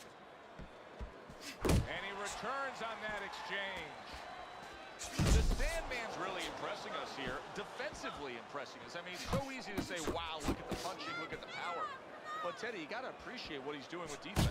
Yeah, well, that's one of the reasons why you can say that you appreciate, you know, the aggression or the power and all these things. He can afford to be aggressive because he doesn't get hit. And that's what fighters do. Pulls the trigger right away after taking one. The Sandman's defense did a good job there, able to avoid that punch.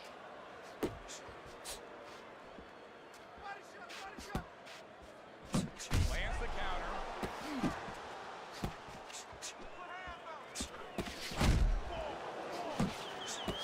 The Sandman's just punching air that time. His opponent was able to get out of the way. And now he's acting like a fighter. Coming back with the right hand after getting scored upon. Parries the punch, comes back with the hook.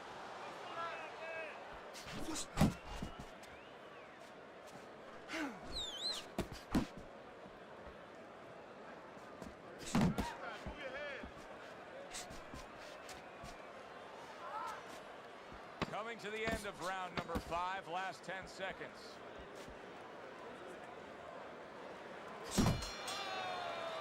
This has been a very entertaining fight. A little time to reflect here at the end of this round. My thoughts being this. I would really be surprised if we go to a decision here. It just has that kind of feel to it. Yeah, it has a feel to me like going to one of those places where you can eat all the pasta you can for one price, you know? And some guys get carried away. They eat about 5 bowls. Well, these guys, they're going to have a stomachache at the end. Somebody is going to wind up not standing at the end. How about a return to sender with the left hand? Commits to the straight right. Blocks that belt line well. Good exchange. He fires back.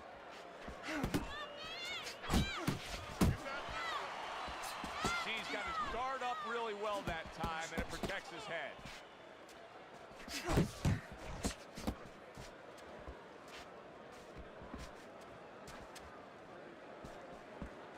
The Sandman's timing with his head movement has been ideal. We have not seen his opponent being able to land anything clean up top tonight. No, because his opponent is not making the proper adjustments. You know, when the head is moving, the body's still there. You can't catch the head. Go downstairs to the body. You paralyze that head. You start to take that movement away. Before you know it, the guy's not quite as elusive. Took a go of it to the body, but came up empty. And now we got a fight. He fires back a right hand of his own.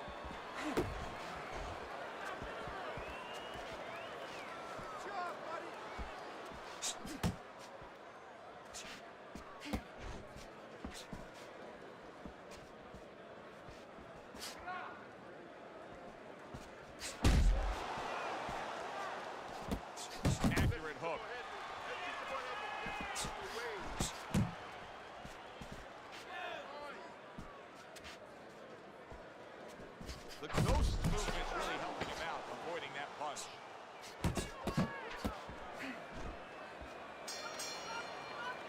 End of the round, and he's had better rounds in the fight than the one we just saw, but still, it's very much there for the taking. Yeah, whoever finishes up strongly in the late parts of these rounds, a lot of times, you know, the judges get mesmerized a little bit here, too. You know, it's a real close fight, and you kind of forgot where the separation was. And whoever grabs the last part of the round, that's who you remember. It's very important in this kind of fight. Finish up good at the end of the round. Able to cover up that gut. Come on, punch, punch, punch. That's it.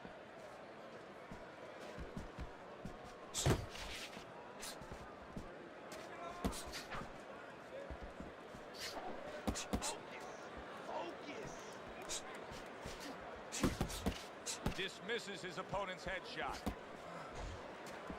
Great right was lined up, but he missed. A good counter punch by the ghost. That's classic work with the double jab. Comes right back with some offense of his own.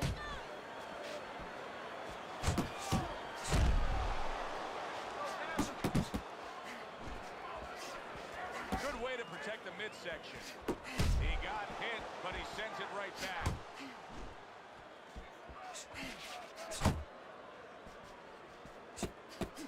The Sandman's on the wrong end of a destructive uppercut. Sending more than one at him now, the combo to the head.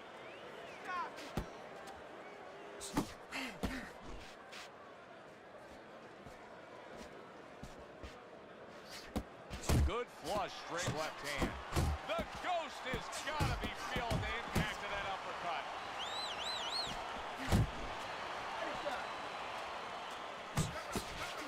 He scored well after being hit himself.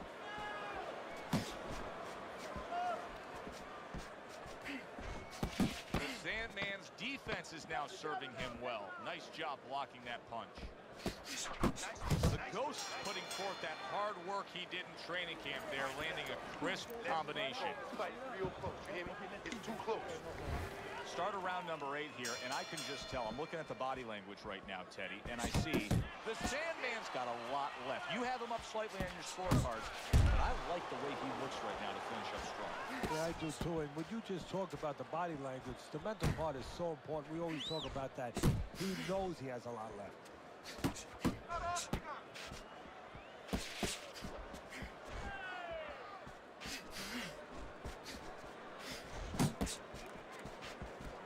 The ghost is showing you a little defensive skill there. Able to move away from that punch.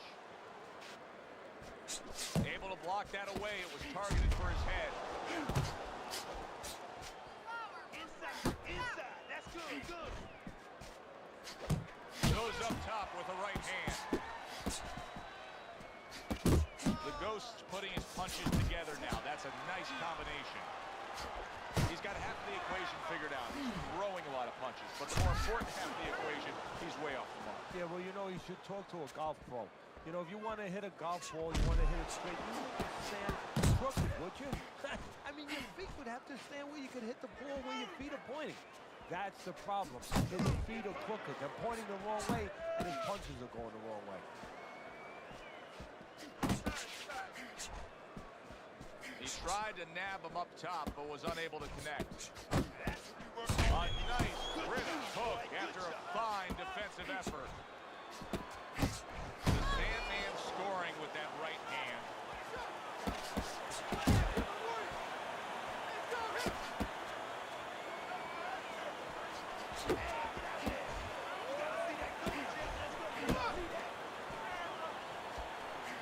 Crafty counter punching. Oh boy, big shot up top. That is a big right hand after eating one himself. So the round Yeah, it is Blaze. And it's a round in which our man here, as he heads back, was really tagged pretty solid. So if you're the trainer in the corner, what's your approach? Well, you know, that's a great question. My approach is that I have to remind him that he's on common ground. He's probably going to think he's in a place where he's never been before, but I'm going to remind him, hey, remember you got hurt in the gym? And then give him something to correct the problem. You know, tell him some technical things that he needs to hear. Oh, he just misses with that headshot. Left hook, right hand, well done, especially to the body. Good return fire that time. The Ghost showing a great ability to adjust. He was stunned earlier, but you can see he has changed things up stylistically. Hey, look, Joe, I was watching a football game in my room this afternoon, and you know what? The team was running the ball. All of a sudden, the run was taken away, so they started passing. I give him credit. You know, he's making an adjustment. He's trying to win the ball game. He's trying to win this fight. Jab right hand. The Ghost's punch is far off the target. Well played, straight right hand.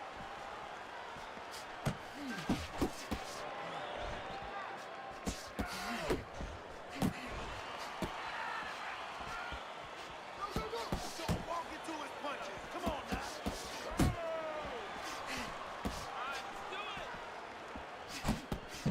The Sandman's at his best when the combinations are landing. He scored well there with that combo.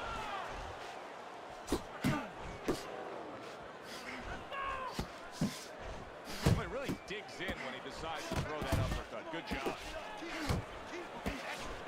The Ghost left now getting into the mix. Last 10 seconds of the 9th round. Right to the head with that right. Yes, sir. Good fight, Blaze. That ain't no. This one in the bag, okay? Be smart in the last round. Oh, it's been a good one tonight, but one more round to go. Here it is, the final go-round. The Sandman swinging and missing like he's at bat right there. That punch was nowhere near his opponent. A well-placed left hand up top. The Sandman's giving his opponent headaches here now. He's throwing punches. How about that left right there? Oh my goodness, man. Fuck out of here. Again, the question is, can he rise up and continue on?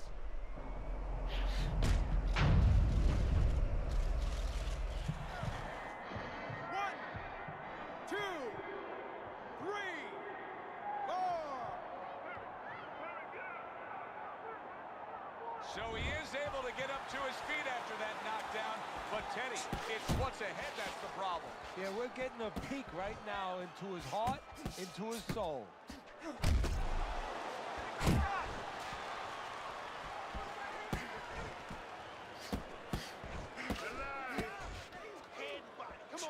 He took a shot, but he came back with a right hand of his own. Halfway through this 10th and final round. Tried the hook, didn't get it. Back to the head he goes. The Sandman's knowledge of the game is showing through. 3 ways to defend. One of them is to block. He did it there well. Time to bring it home. Final minute of the final round. Keep working the body. Up top with the quick hook.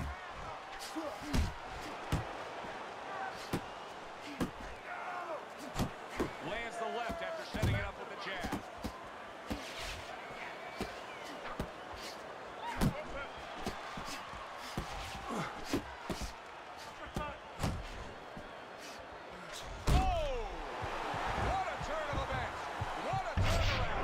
About time. Shit. After being knocked down earlier. And that's where scoring a knockdown hurts you sometimes, because now you think you're just going to walk in and get it again. Well, he walked in, he did get it. He got it. Which way did it go after a very exciting fight now in the books? Let's send it up to the ring to find out.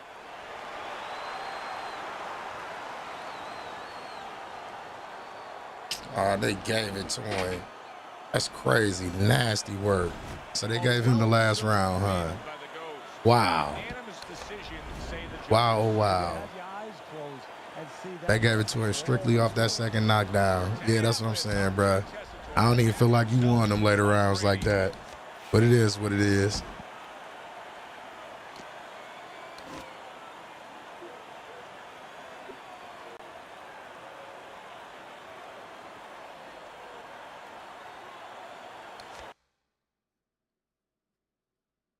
That was just crazy.